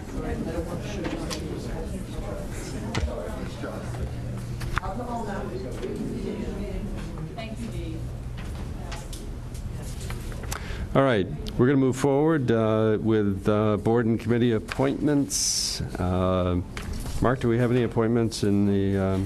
No, we do not. None this week. All right. We need to approve minutes. Make a motion that we approve the minutes of March 6th, October 9th. That's random, but okay. Yeah. And executive session minutes. Are we holding them? Yes. Approve and hold. Approve and hold for October 2nd and October 16th. Is that correct? That's what I'm reading from the agenda. October 2nd and October 16th. Approve and I'll hold. second it. Okay, any discussion? Those in favor, please say aye. Aye. Opposed?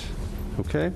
At some point, well, we need to get caught up, but. We're working on it. It's coming along. We have a candidate been diligently working on the backlog. And Had it's a lot of we've had a lot of time off in the unexpected situation with some staff members, so, but we're back on track, so we should be catching up soon. And we have to occasionally look at past held to see when if we're able to release them. Yes, we have been looking. Okay. Yeah, everything is still, Okay. soon we'll be able to release a big chunk on the executive Yeah, sessions. but I'm just talking about from way back. Yeah. We've been in the middle of doing things and held, and we always have to remember to go back. Okay. Upcoming agenda review. I don't didn't see see one it in in the here, Didn't see but one either. no.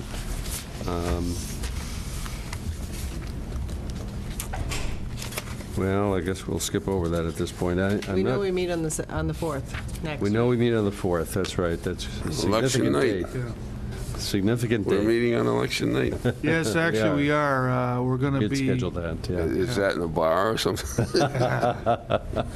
No, I believe we're going to be here, Chris. This is a ballot 12 to 8. Yeah, Yeah, this is a voting. it is, but we've worked out with the clerk an alternate location. The foyer worked out excellent for early voting. Yeah. Yes, yeah, Okay. so we could hold the meeting here. Okay. We felt it was important to stick to a early December meeting.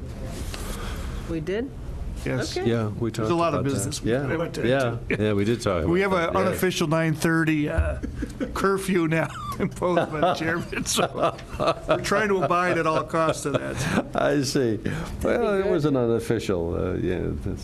All right. Well, Tracy hasn't eaten either, so it's. I haven't what? You said you didn't have dinner tonight. I haven't so- I didn't eat it yet. All right.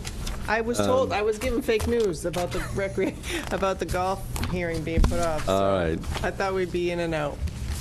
Well, we're doing pretty well, actually. I'm sorry, individual items. Anyone? No. Tracy? No, thank you. Hi.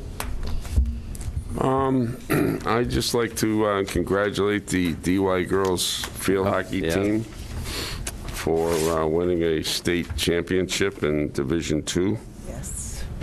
beating Greenfield by a score of 3-2. But first beating Walpole, which they haven't done.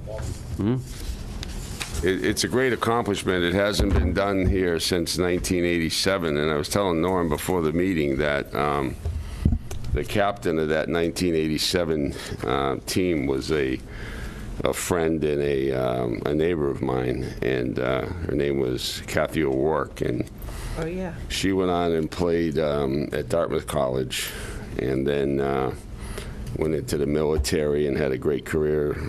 They sent her to law school, and she ended up being a lieutenant colonel in the Air Force, and now she's an administrative law judge. So I sent her an email saying, I told her how the girls had won, and she said, "Yeah, I just got that news." News travels fast, and there's apparently a network of these players. But she was really happy for the kids, and It was Watertown. You're right, Kurt. thought it was wonderful that they were able to accomplish that. And in view of the boys and the success they've had in football, it's nice to see the girls getting that kind of success and recognition as well. Okay, wonderful.